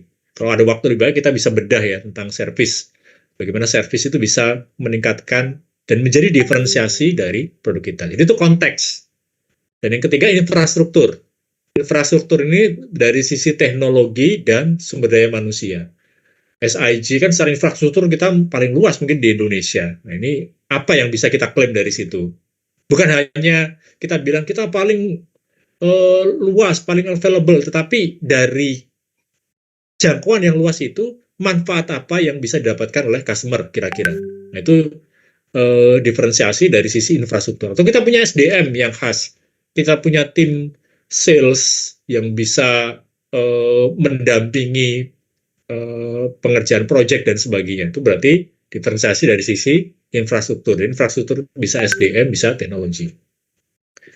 Nah, itu memang butuh brainstorm, Bu Novita, untuk menemukan diferensiasi apa yang selain mengklaim bahwa kita memang punya keunggulan sebagaimana diklaim yang lain, tapi kita juga punya kelebihan yang tidak dimiliki yang lain. Itu yang perlu dicari juga. Mudah-mudahan bisa, mungkin tidak menjawab satu-satu, tapi mudah-mudahan bisa men-trigger ya, merangsang diskusi internal nanti, Bu Novita. Iya, Pak. Oke, terima kasih. Dari itu semua harus di-state ya, Pak ya, kalau memang sudah ketemu ya, Pak ya. Betul. Dan perlu dicek juga, itu memang sebuah diferensiasi yang dinilai bermanfaat oleh customer. Bukan hanya sekedar asal beda, tapi memang sesuatu yang diinginkan oleh customer. Nah, makanya pas kita punya keunikan yang diinginkan oleh customer. Jangan sampai kita mengklaim keunikan, tapi customer masa bodoh dengan itu. Ya memang kamu paling besar di Indonesia, so what gitu. Apa manfaatnya bagi saya? Nah, itu yang perlu di state juga. Oke. Iya, terima kasih Pak. Terima kasih banyak. Ya, baik, terima kasih Bu Novita untuk pertanyaannya. Mas Ardi, kita masuk satu pertanyaan lagi sebelum kita lanjutkan ke materi ya. Ini kaitannya dengan segitiga PDB yang sempat Mas Ardi bahas di bagian positioning differentiation, itu membentuk brand integritas, kemudian ada brand image dan juga brand identity. Ini pertanyaan dari Pak Yusuf Afandi. Pertanyaannya adalah, bagaimana cara kita mengembalikan brand image produk semen Gresik yang turun terus-menerus akibat dari kebijakan pemasaran yang kurang bisa diterima oleh customer atau pelanggan atau toko atau tukang, sehingga itu juga berdampak kepada turunnya profit perusahaan. Gimana tuh Mas Adi kalau case-nya seperti itu? dari Pak Yusuf ya. Ini pertanyaan agak sensitif nih. Jadi, mudah-mudahan saya tidak salah menangkap ya Pak Yusuf ya. Jadi kalau kita bicara dalam konteks tim Bapak Ibu ya, ada yang kalau istilah kami ya, kalau angkatan udara itu apa namanya? Ada angkatan udara, angkatan darat gitu ya. Angkatan udara ini yang biasanya kampanyenya massal ya, Bapak ya, baik online maupun offline, tapi sifatnya massal. Biasanya untuk create aware dan appeal, membuat sebanyak mungkin orang kenal, sebanyak mungkin target audiens kenal, maaf, bukan sebanyak mungkin orang, sebanyak mungkin target audiens kenal dan tertarik dengan produk kita. Nah, itu kan tim marketing communication yang angkatan udaranya, yang ngebom pakai pesawat tempur ya, lewat iklan di media massa, lewat media sosial yang massal gitu ya. Tujuannya adalah membangun image, sebagaimana disampaikan Pak Yusuf tadi ya, image yang mengarah ke image tertentu kan. Kita ingin mengarah ke persepsi tertentu lewat serangan udara tadi. Nah, serangan udara ini nanti perlu didukung serangan darat, tim darat. Ini Bapak Ibu, tim sales, tim yang kunjungan ke proyek, kunjungan ke distributor, itu kan tim angkatan darat yang bahasanya nembakin target marketnya sehingga akhirnya mereka kemudian mau jadi customer kita. Setelah dibom gitu kan, orang tahu, kan mereka nyari, oke, saya sudah tertarik nih ingin beli produk Anda, tapi di mana saya bisa mendapatkan? Kalau saya mau nanya nih, di mana? Nah, itu kan tugas tadi angkatan daratnya, yang ketika berkunjung, ketika buka stand, memfasilitasi orang yang sudah terekspos informasi dari angkatan udara kita tadi, mereka bisa mencoba bertanya, bahkan melakukan transaksi di tim angkatan darat kita, tim sales dan sebagainya. Nah, kalau yang saya tangkap tadi, bagaimana ketika tim angkatan udara ini salah ngebom gitu ya. Bom yang dilempar, image yang dibangun, persepsi yang ingin dibangun, menurut tim angkatan darat tidak pas gitu. Sehingga tim angkatan darat ini kerepotan gitu ya. Wah, sudah dijanjikan A di serangan udaranya, tapi realitasnya sebenarnya yang bisa diberikan tuh B, jadi nggak nyambung gitu ya. Tadi Joko Sembung nonton BTS, nggak nyambung guys. Yang angkatan udaranya bilang A, yang kita punya di angkatan darat itu B gitu. Nah, saya tangkap dari pertanyaan Pak Yusuf seperti itu. Nah, bagaimana kalau terjadi seperti ini? Nah, ini menarik sekali Bapak Ibu, tapi saya tidak ingin menyalahkan salah satu pihak, tapi kuncinya memang bahwa antara angkatan darat, kalau dalam bahasa sehari-hari mungkin tim markom atau marketing dengan tim angkatan darat ya, tim sales atau distribution, di banyak perusahaan, Bapak Ibu, bukannya di SIG, hampir semua perusahaan ya, bahkan bukannya di Indonesia, di dunia, itu memang seringkali bahkan kita pernah ada workshopnya ya, kita gambarkan tuh seperti Tom and Jerry. Ini kalau rekan-rekan di sini masih ingat Tom and Jerry kan ya? Belum kan tahu ya Tom and Jerry ya? Masih tahu, Pak Ade. Seperti kucing dan tikus gitu ya. Ya. Padahal kalau harusnya kucing dan anjing ya, karena kucing dan anjing kan bisa berkelahi. Karena digambarkan nggak pernah rukun, tapi nggak tahu kalau karena kartunya kucing dan tikus. Mumpung ingat ini biar tidak ngantuk ya, guyonan alay aja. Silakan tulis di postingan pertanyaannya sambil menjawab pertanyaan Pak Yusuf ya. Kenapa anak anjing dan anak kucing suka berkelahi, Lukman? Nah, silakan yang punya jawabannya taruh di chat. Jawaban benar nanti dapat instan marketing. Kenapa anak anjing dan anak kucing suka berkelahi? Saya lanjutkan pertanyaan Pak Yusuf ya. Bapak yang mau mikirin anak anjing dan anak kucing silakan di situ. Nah, bahkan kita pernah punya workshopnya, Bapak pernah punya trainingnya. Isunya tadi integrating sales and marketing, menyatukan, merukunkan antara tim sales, tim distribution angkatan darat dengan tim marketing, tim angkatan udara ini. Yang ini dimanapun, di perusahaan apapun, memang bahkan di Makpus pun kita merasakan ya, itu seringkali ada friksi, nggak bisa rukun 100%, ya ada plus minusnya. Contohnya tadi kan Bapak sampaikan iklannya apa, padahal produk kita nggak seperti itu. Atau sebaliknya, kita sudah ngiklan capek-capek, tapi tim di angkatan daratnya tidak mengkomunikasikan ulang itu. Tidak tahu bahwa kita punya iklan itu.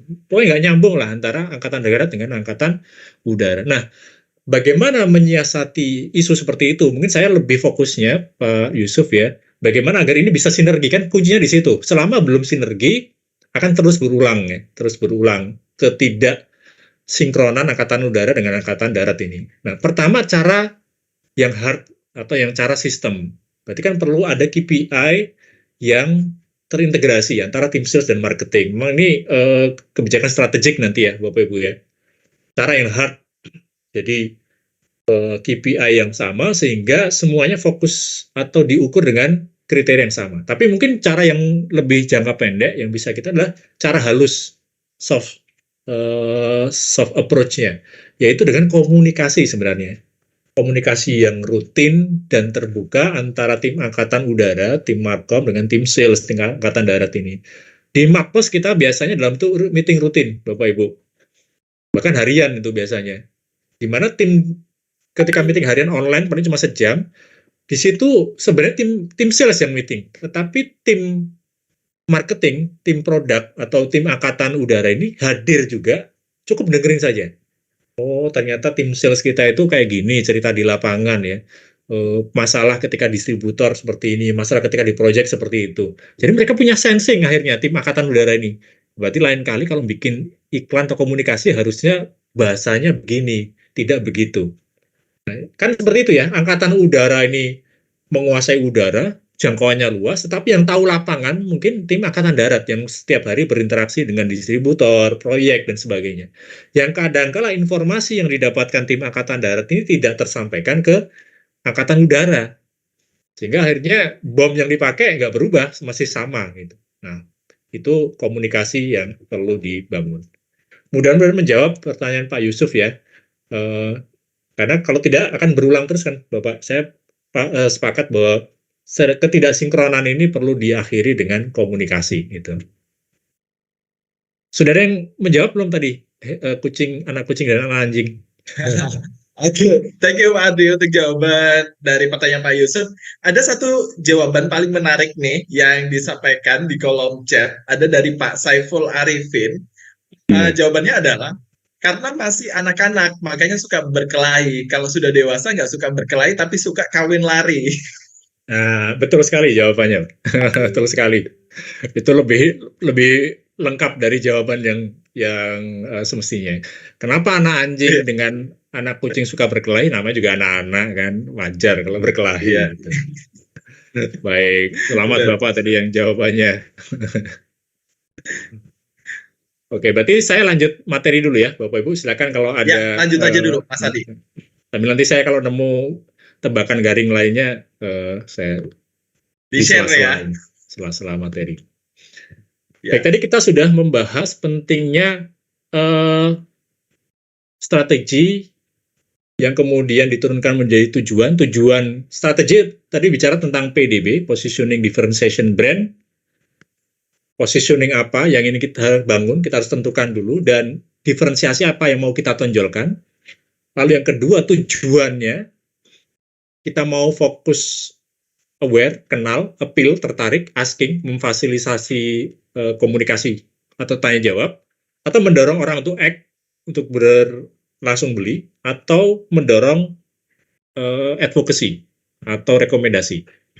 Dari situ kita bisa menyusun konten pesannya ataupun medianya. Nah, mungkin saya aktifkan dulu sound-nya. Oke. Ini contoh konten-konten yang, kan ada 4 konten ya, jenis konten ya Bapak Ibu ya. Konten itu agak berbeda dengan iklan, walaupun bisa juga berbentuk iklan gitu ya. Kalau iklan Bapak Ibu, bedanya dengan konten ya, itu biasanya jualan banget gitu ya. Kalau konten biasanya lebih halus jualannya. Nah, ada 4 jenis konten tadi, ada yang sifatnya entertain, menghibur. Jadi ciri-ciri konten tuh gini Bapak Ibu, meskipun orang tidak beli produk kita, hanya melihat konten kita, mereka sudah dapat manfaat. Nah, itu yang disebut dengan konten. Manfaatnya apa? Kalau entertain ya terhibur. Kalau konten yang educate ya dapat pengetahuan, tips baru. Kalau yang convince dapat informasi baru. yang membuat dia lebih mudah mengambil keputusan. Kalau inspire bisa lebih termotivasi, terinspirasi. Jadi manfaatnya bisa manfaat fungsional, bisa manfaat emosional. Nah, itu konten. Nanti kalau Bapak Ibu ngelihat konten iklan lucu, nah itu konten karena terhibur kan. Jadi kalau iklan biasanya murni jualan. Walaupun iklan pasti juga ada unsur-unsur emosionalnya maupun fungsionalnya juga. Nah, ini contoh, ini iklan jadul ya, kalau semen jadul yang sifatnya entertain, contohnya seperti menghibur ya. Suaranya keluar ya.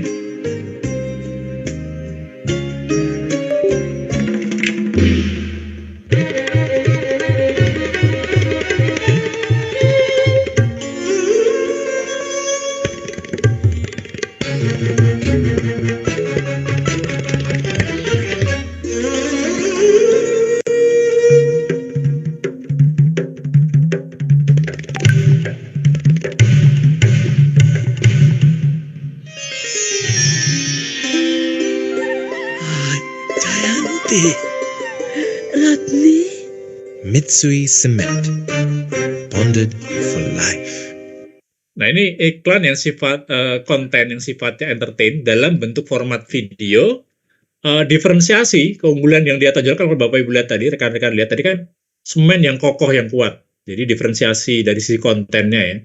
Jadi pasangan kekasih yang tidak disetujui orang tua akhirnya bisa berkomunikasi setelah si cowoknya membuat lubang yang memisahkan mereka, tapi lubangnya baru bisa terbuat setelah berapa gelas tahun atau puluh tahun kemudian, gitu ya. Untuk menggambarkan betapa kekuatan cinta masih kalah dengan kekuatan semen. Gitu. Nah, itu yang entertain.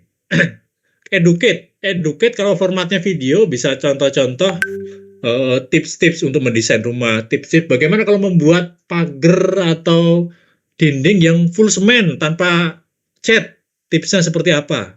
Nah, itu contohnya educate, memberikan tips, tutorial, informasi-informasi yang biasanya bersifat how to, praktis gitu ya, bagi target konsumen kita. Tergantung kembali tipsnya apa ya, tentukan target audiens Bapak Ibu siapa. Apakah distributor toko bangunan, apakah pengguna akhir, ya, berarti kan pemilik rumah, ataukah developer. Jadi tergantung siapa target audiens kita. Di situ baru kita bisa merancang edukasi apa yang pas untuk mereka yang kira-kira masih nyambung dengan produk kita. Nah, ini kan contoh-contoh seperti ini kan masih kita bisa hubungkan dengan produk semen yang kita miliki ataupun produk-produk turunan yang lain yang ada hubungannya dengan rumah. Gitu. Ada juga konten yang sifatnya convince. Convince itu biasanya berupa fakta-fakta, data-data untuk menunjukkan keunikan kita dibanding yang lain. Tapi bisa dikemas dengan sesuatu yang menarik, tidak sesuatu yang monoton. Ini contohnya.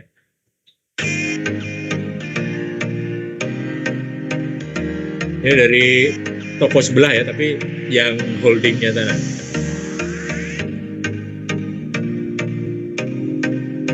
Jadi ini meyakinkan bahwa semen dia itu kandungannya mungkin sama, tapi terinspirasi dari alam, gitu ya.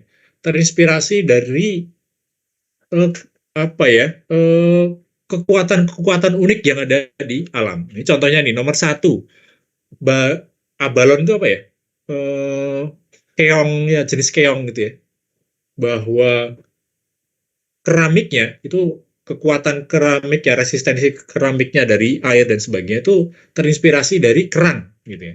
Inspirasi pertama. Jadi bagaimana menunjukkan semen dia, produk-produk semen dan turunannya itu terinspirasi dari fakta luar biasa di sekitar kita, di dalam alam semesta.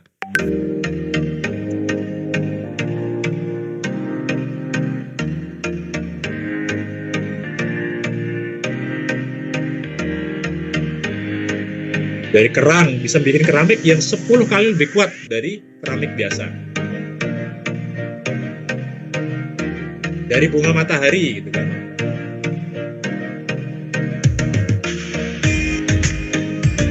Dari bulu bebek,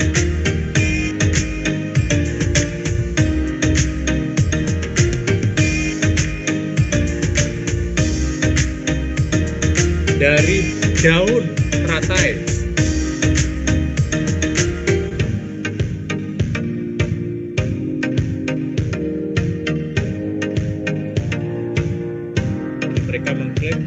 solusi yang mereka tawarkan terinspirasi dari fakta-fakta terbaik di alam semesta.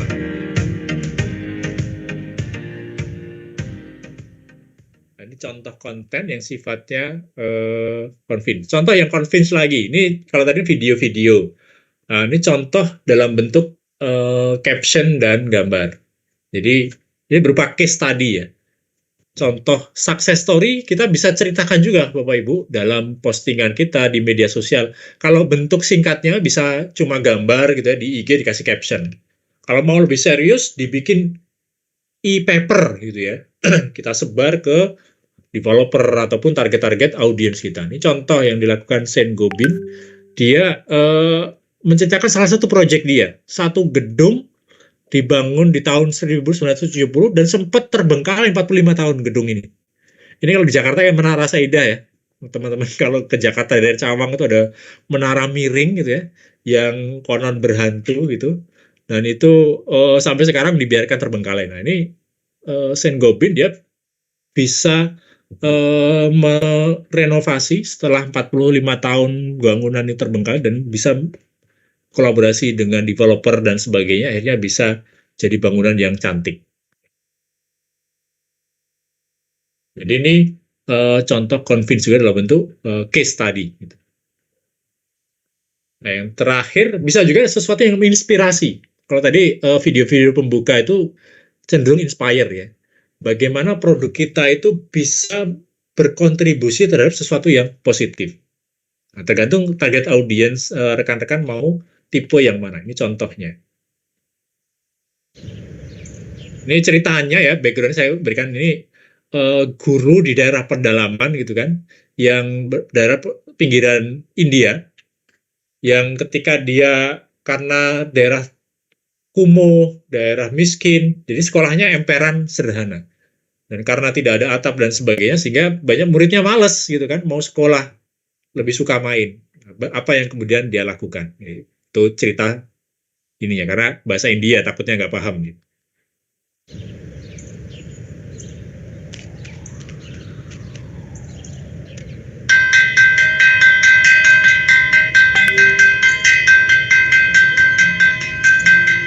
Udah jam sekolah, nggak ada yang datang anak-anaknya. पहला अक्षर रट लो तो वह से एक विद्वान होगा पक्की होगी बुनियादें तो हाँ से हिंदुस्तान होगा अरे पक्की होगी बुनियादें तो हाँ से हिंदुस्तान होगा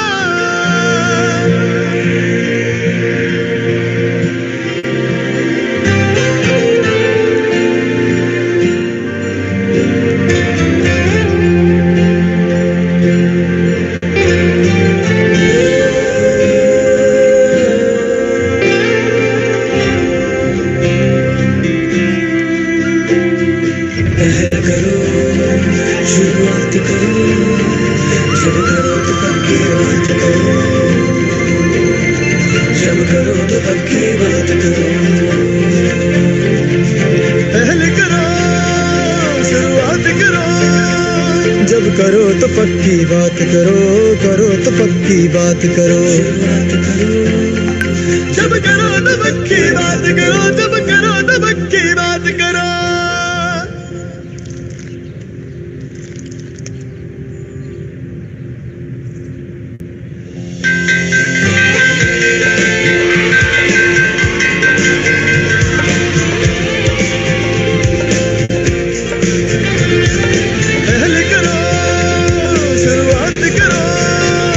जब करो तो पक्की बात करो करो तो पक्की बात करो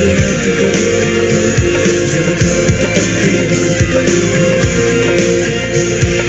पहल करो शुरुआत करो करो तो पक्की बात करो पहल करो शुरुआत करो करो तो पक्की बात करो पहल करो शुरुआत करो करो तो पक्की बात करो वंडर सीमेंट एक परफेक्ट शुरुआत. Nah, ini contoh yang bentuknya inspire, menginspirasi, memotivasi, membuat orang jadi punya ide baru. Gitu. Nah, Yang terakhir adalah mengevaluasi. Jadi ketika tujuannya jelas, maka kita akan lebih mudah mengevaluasinya. Kalau tujuannya cuma awareness, berarti ya matriksnya ya jangkauannya kan.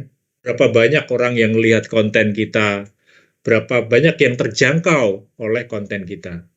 Kalau tertarik, appeal, berarti berapa banyak orang yang nge-like atau nge-save konten yang kita buat tadi. Atau mungkin subscribe di channel YouTube kita.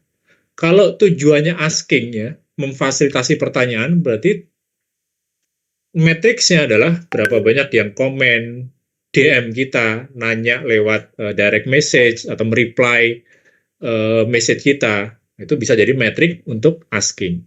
Kalau act, berarti ya orang yang kemudian melakukan transaksi ataupun misalnya registrasi tertentu kalau di online ya, yang ada hubungannya dengan konten kita. Kalau advocate, berarti berapa banyak orang yang nge-share, merepost konten yang kita buat. Jadi, kalau tujuannya jelas, rekan-rekan, maka matriks yang kita bisa gunakan akan lebih fokus juga. Jadi,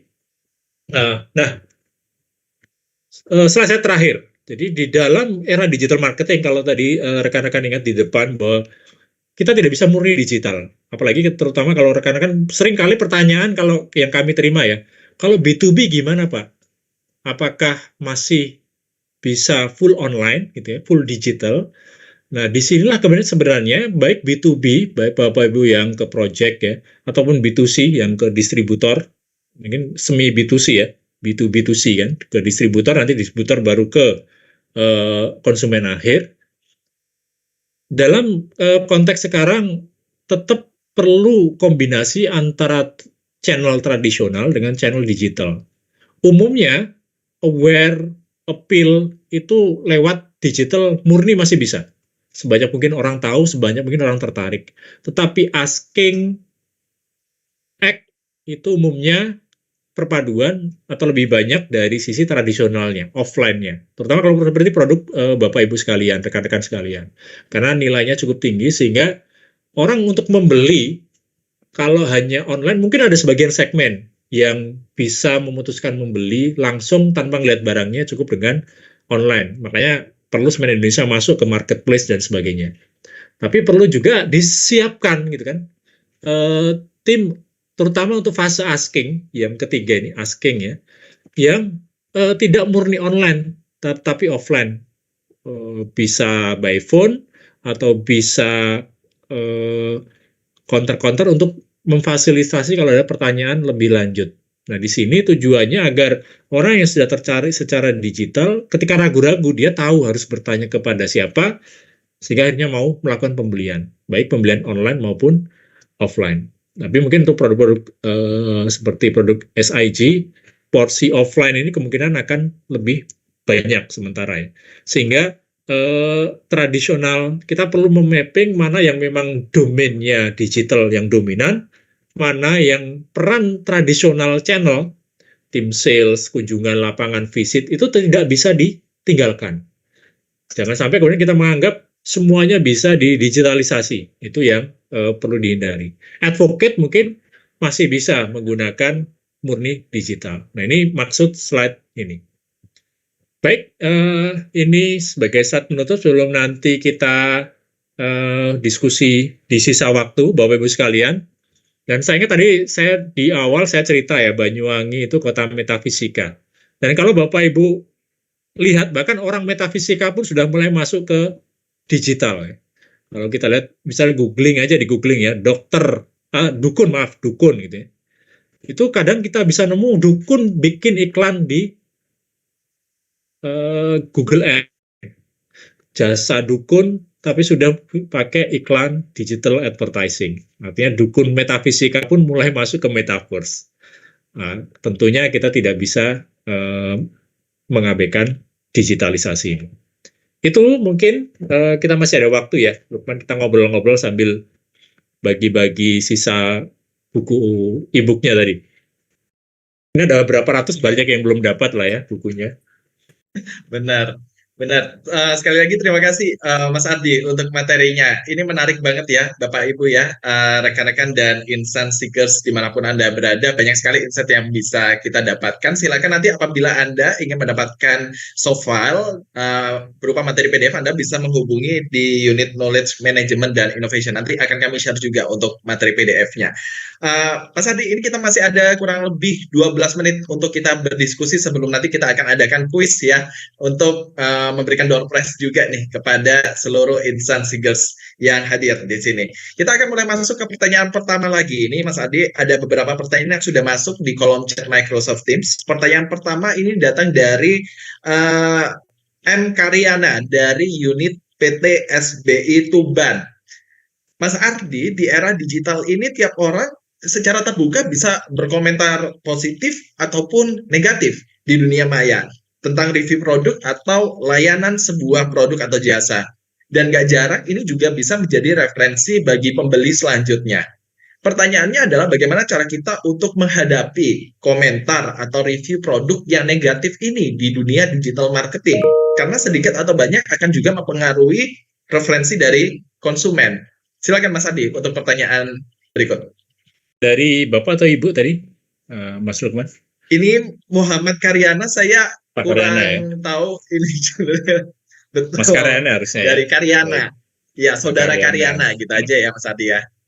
Ya, ini pertanyaan yang menarik ya, dan banyak mungkin yang mengalami, kami pun pernah mengalami ya, ketika ada komentar negatif yang disampaikan ke publik ya, lewat media sosial. Artinya kalau dia posting komen negatif atau review negatif, kan semua orang yang mampir di media sosial kita bisa melihat. Karena dari pengalaman kami sendiri juga, dan ini prinsip yang perlu satu, prinsip ini pertama adalah mindset kita, bahwa kita harus, ini 8 Desember kemarin ya, kami baru meluncurkan buku baru, judulnya Marketing 2030. Jadi era marketing ketika kemudian customer itu semakin powerful, teknologi semakin canggih. Kita bilang marketing 2030. Baru kita luncurkan kemarin ya di Jakarta, dan ini kita lagi rancang roadshow-nya juga ke beberapa kota. Nah, salah satu prinsip yang menarik adalah perubahan dari promotion ke conversation, rekan-rekan. Jadi kalau promosi lewat iklan ataupun online maupun offline ya, itu kan lebih searah, yang disebut dengan promosi. Kita menyampaikan informasi ke target audiens. Nah, conversation itu dua arah. Itu perubahan promosi menjadi conversation. Artinya kita tidak bisa lagi, ya conversation kan ngobrol ya sebenarnya. Harus dua arah. Ketika ada komentar, ketika ada tanggapan, ya kita harus melakukan tanya jawab. Kita harus membalas sebagaimana kita berbincang-bincang. Itu mindset yang pertama.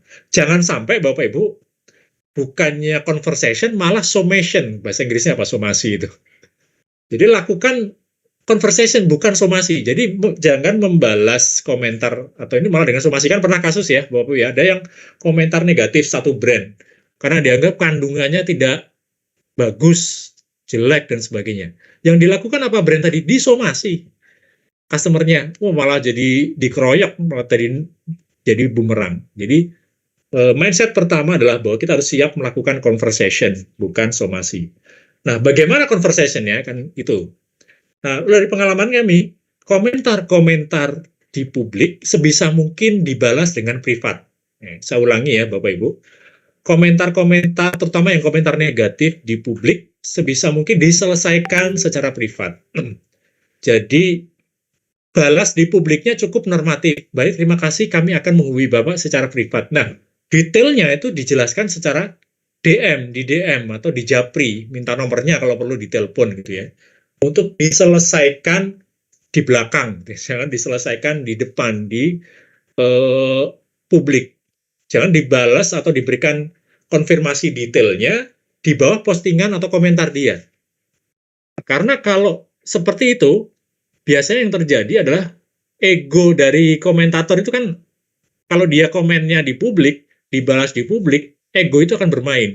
Sehingga bisa berdebat bahkan di situ. Jadi jelek sekali kesannya. Yang sebaiknya dilakukan secara privat, di DM, minta nomornya, kita minta hubungi, diskusi, kalaupun debat ya privat. tapi kemudian sebisa mungkin diselesaikan sehingga clear bahwa dia tidak akan, minimal mungkin tidak puas 100%, tapi dia minimal merasa didengarkan, merasa ditanggapi, dan merasa komentar dia dijadikan masukan untuk perbaikan ke depan. Karena bisa jadi kan komentar atau masukannya tidak 100% benar juga, tetapi ketika kita mau menghubungi, mau menanggapi, maka dia akan merasa dihargai. Dan sebisa mungkin diselesaikan di belakang layar. Ya. Tidak komen dibalas komen. Itu men-trigger dia untuk melawan lagi. Yang kedua, yang lain ikut-ikutan, tambah parah itu. Jadi malah dikeroyok kita. Oke, seperti itu, Skaryana ya. Bagaimana menghadapi komen. Dan kita pernah mengalami juga seperti itu. Oke, thank you Mas Ardi untuk jawabannya. Pertanyaannya Mas Ardi, ini pertanyaan murni dari saya Mas Ardi. Kalau misalnya kita tidak bahas di publik, bisa jadi ada pikiran bahwa brand kita dianggap tidak mampu untuk menyelesaikan permasalahan tersebut. Tapi di sisi lain kan sebenarnya kita juga bisa nih Mas untuk sekalian mengedukasi masyarakat bahwasanya brand kita itu baik gitu. Kalau kayak gitu, menurut pandangan Mas Andi seperti apa Mas? Ya, betul. Jadi tetap dibalas di publiknya. Jadi jangan terkesan dia kayak dikacangin gitu ya. Padahal sebenarnya sudah kita selesaikan di belakang layar kan. Tetapi komentar yang kita berikan di publik normatif saja. Misalnya gini, baik terima kasih Bapak Karyana atas masukan dan komentarnya yang konstruktif. Kami akan menghubungi Bapak secara pribadi untuk memberikan klarifikasi dan sebagainya. Jadi orang yang lewat di situ, oh ya ini memang nanti sudah diselesaikan gitu ya. Si Pak Karyana, si komentatornya tidak dibiarkan begitu saja gitu ya. Tidak di ghosting kalau bahasa sekarang. Tapi memang ditanggapi oleh manajemen. Ya, thank you Mas Ardi untuk jawabannya. Oke, nah ini sebenarnya juga berkaitan dengan pertanyaan Pak Ari Triwibowo dari Unit of SG Development ya, Mas Ardi. Kalau tadi Saudara Karyana bilang ketika ada komentar negatif tapi masih tidak toleransi. Nah, kalau di konteks pertanyaan Pak Ari ini, bagaimana caranya kalau misalnya komentar negatif ini sudah terlanjur menjadi viral? Apa yang bisa kita lakukan untuk membangun kembali brand kita yang sudah dianggap memiliki reputasi yang buruk oleh customer? Apakah pendekatan yang Mas Ardi bilang tadi itu masih bisa digunakan atau mungkin ada pendekatan lain nih yang bisa untuk merecovery brand kita? Ya, baik. Nah ini pertanyaan berat ya Pak Ari ya. Mudah-mudahan tidak terjadi di kita ya. Ketika kemudian brand terlanjur viral dan viralnya negatif.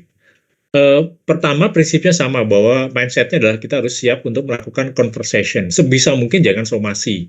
Kecuali memang terbukti itu informasi awalnya memang fitnah atau mengada-ada gitu ya, sengaja dan faktanya jelas, kita bisa mengambil langkah somasi bahkan langkah hukum untuk mengkonfirmasi. Tapi kalau itu sifatnya karena pengalaman dan memang fakta seperti itu, ya jangan sampai kemudian kita menghadapi itu dengan langkah hukum ataupun sekedar somasi, karena justru bola salju negatifnya akan membesar. Ibarat sudah kebakar ini kita kasih minyak kan, ketika kita melawan dengan langkah hukum. Nah, jadi mindsetnya adalah conversation kembali. Yang kedua baru how to-nya, bagaimana kemudian menangani viral yang sudah terlanjur tersebar. Sebenarnya ada beberapa kasus yang mirip seperti ini ya, sudah agak lama, agak lupa juga. Di dalam menghadapi isu-isu yang negatif, sebisa mungkin jangan reaktif atau bersifat defensif. Kalau memang ada masukan-masukan yang perlu diperbaiki, maka itu bisa dijadikan sebagai input bagi perusahaan kita. Hindari melawan kalau memang tidak diperlukan. Jadi kan mindset conversation tadi ya, kita harus siap untuk melakukan diskusi. Dan sebenarnya kalaupun viral ya di Indonesia, customer juga sebenarnya kan bisa melihat apakah perusahaan ini ternyata ketika bagaimana sih mereka melihat kan, menilai kan, ketika dijelek-jelekan publik, ketika dibully gitu ya secara virtual. Bagaimana sebenarnya kita menghadapi itu? Jadi sebisa mungkin tetap menghadapinya dengan cara-cara yang elegan, dan meskipun mungkin banyak yang terus membuli ya, tapi kan banyak orang lain mungkin yang melihat komennya, melihat interaksi kita dengan para pembuli tadi, mungkin mereka tidak komen ya, mereka mungkin tidak terlibat, tetapi mereka sebenarnya bisa menilai, oh ini brandnya dewasa ya, walaupun dibully, dia tetap mengakui dan tidak melawan ataupun membalas dengan somasi dan sebagainya. Dan itu yang kemudian bisa menunjukkan bahwa kita memang sebenarnya peduli dengan pelanggan. Tetapi kalau memang buliannya itu tidak berdasarkan fakta dan bahkan berbentuk fitnah, ya kita bisa mengambil langkah hukum. Itu kan pernah terjadi kan? Ada, ini konteks politik ya, orang anggota DPR, ya anggota DPR itu mohon maaf kan sering jadi public enemy gitu ya. Kalau itu sudah disalahin, biasanya masyarakat itu tidak akan mendukung anggota DPR. Bahkan survei terbaru itu kan 2 institusi yang kepercayaan publiknya paling rendah, kepolisian dan DPR. Nah, ini saya tidak bisa institusinya ya, pasti ada oknum gitu ya. Tapi secara umum kan publik menilai seperti itu. Nah, ini ada kasus, pernah lihat mungkin ya, seorang anggota DPR muda viral gara-gara dia dibully seorang komika ya, komik. Gitu. Jadi pas acara publik, ini salah satu anggota DPR termuda di Indonesia, cewek gitu ya. Pas acara, habis seminar, habis dia ngomong, dia langsung balik. Jadi nggak mau mendengarkan stand up komedi dari seorang komik ya, karena dia tahu komik ini akan membuli dia, akan ngerosting kalau bahasa sekarang ya, ngerosting dia. Jadi akhirnya dia balik, pulang duluan. Dan bener, akhirnya anggota DPR muda yang pulang ini dikata-katain, ya, dibully, dijelek-jelekin, dan akhirnya videonya viral. Apa yang dia lakukan? Ya dia ngelihat ternyata meskipun biasanya anggota DPR itu dalam posisi tidak didukung gitu ya. Biasanya rakyat itu lebih didukung kayak kalau di dunia virtual itu kan cicak itu lebih didukung dibanding buaya. Yang kecil itu biasanya lebih menarik simpati dibanding yang besar. Rakyat biasa lebih menarik simpati dibanding pejabat biasanya. Nah, ini kan pejabat ngelawan rakyat nih. Tetapi dia tetap melihat bahwa ternyata konten dari rakyat ini, dari komika ini ada yang mengada-ngada juga, tidak sesuai dengan fakta. Nah, dia berani mengambil langkah hukum dan akhirnya bisa melihat bahwa tidak selalu rakyat, tidak selalu customer itu benar juga gitu ya. Kadangkala kita bisa mengambil langkah hukum kalau memang kita punya fakta yang benar dan apa yang disampaikan oleh pembuli tadi yang terlanjur viral tadi sebenarnya sesuatu yang negatif. Tapi kalau itu sesuatu yang subjektif ya, pengalaman, persepsi itu kan tidak bisa disalah dan benarkan. Saya pengalamannya jelek seperti ini karena ini. Nah, itu tidak bisa langkah hukum, sehingga pendekatan yang lebih elegan tetap diperlukan. Walaupun tadi endingnya mungkin seolah-olah kita tetap dibully, tapi orang-orang akan melihat bahwa brand kita tidak dalam posisi untuk mau menang sendiri dan menyalahkan customer. Jadi majority para netizen mungkin mereka tidak komen, mungkin mereka tidak terlibat nge-like ataupun menyebar-nyebarkan, tapi majority yang silent ini mereka tetap bisa melihat, memberikan apresiasi yang positif terhadap brand kita karena tetap menghadapi kritikan dengan elegan. Mungkin kalau ada yang punya cerita, kan banyak ya brand-brand yang pernah mengalami viral tapi kemudian bisa bangkit lagi, itu bisa di-share juga di sini.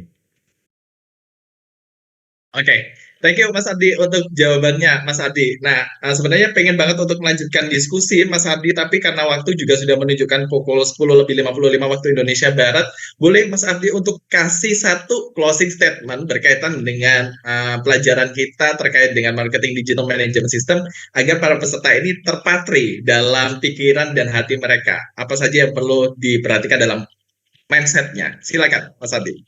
Ya.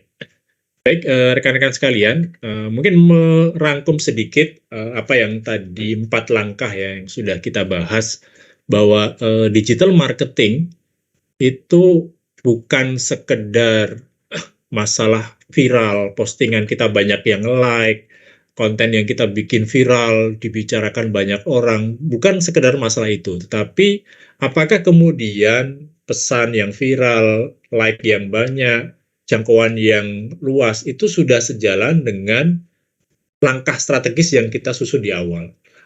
Langkah strategis berarti apakah itu menjaga audiens yang tepat, menyampaikan pesan yang tepat dengan tujuan yang tepat. Nah, makanya perlu memperhatikan langkah 1 dan langkah 2 sebelum kita menyusun pesannya, memilih medianya, dan nanti mengukur atau melakukan evaluasi. Itu saja mungkin, Lukman. Ya, siap. Sekali lagi thank you banget Mas Ardi untuk kehadirannya di sini. Semoga apa yang disampaikan ini menjadi barokah ya Mas Ardi ya, baik bagi Mas Ardi maupun bagi peserta lain dan bisa diimplementasikan atau diaplikasikan nih ke brand SIG ke depannya. Mas Ardi, salam sehat selalu. Kita ketemu lagi di next event ya Mas ya. Sehat-sehat selalu rekan-rekan, Bapak-Ibu sekalian. Thank you Mas Ardi.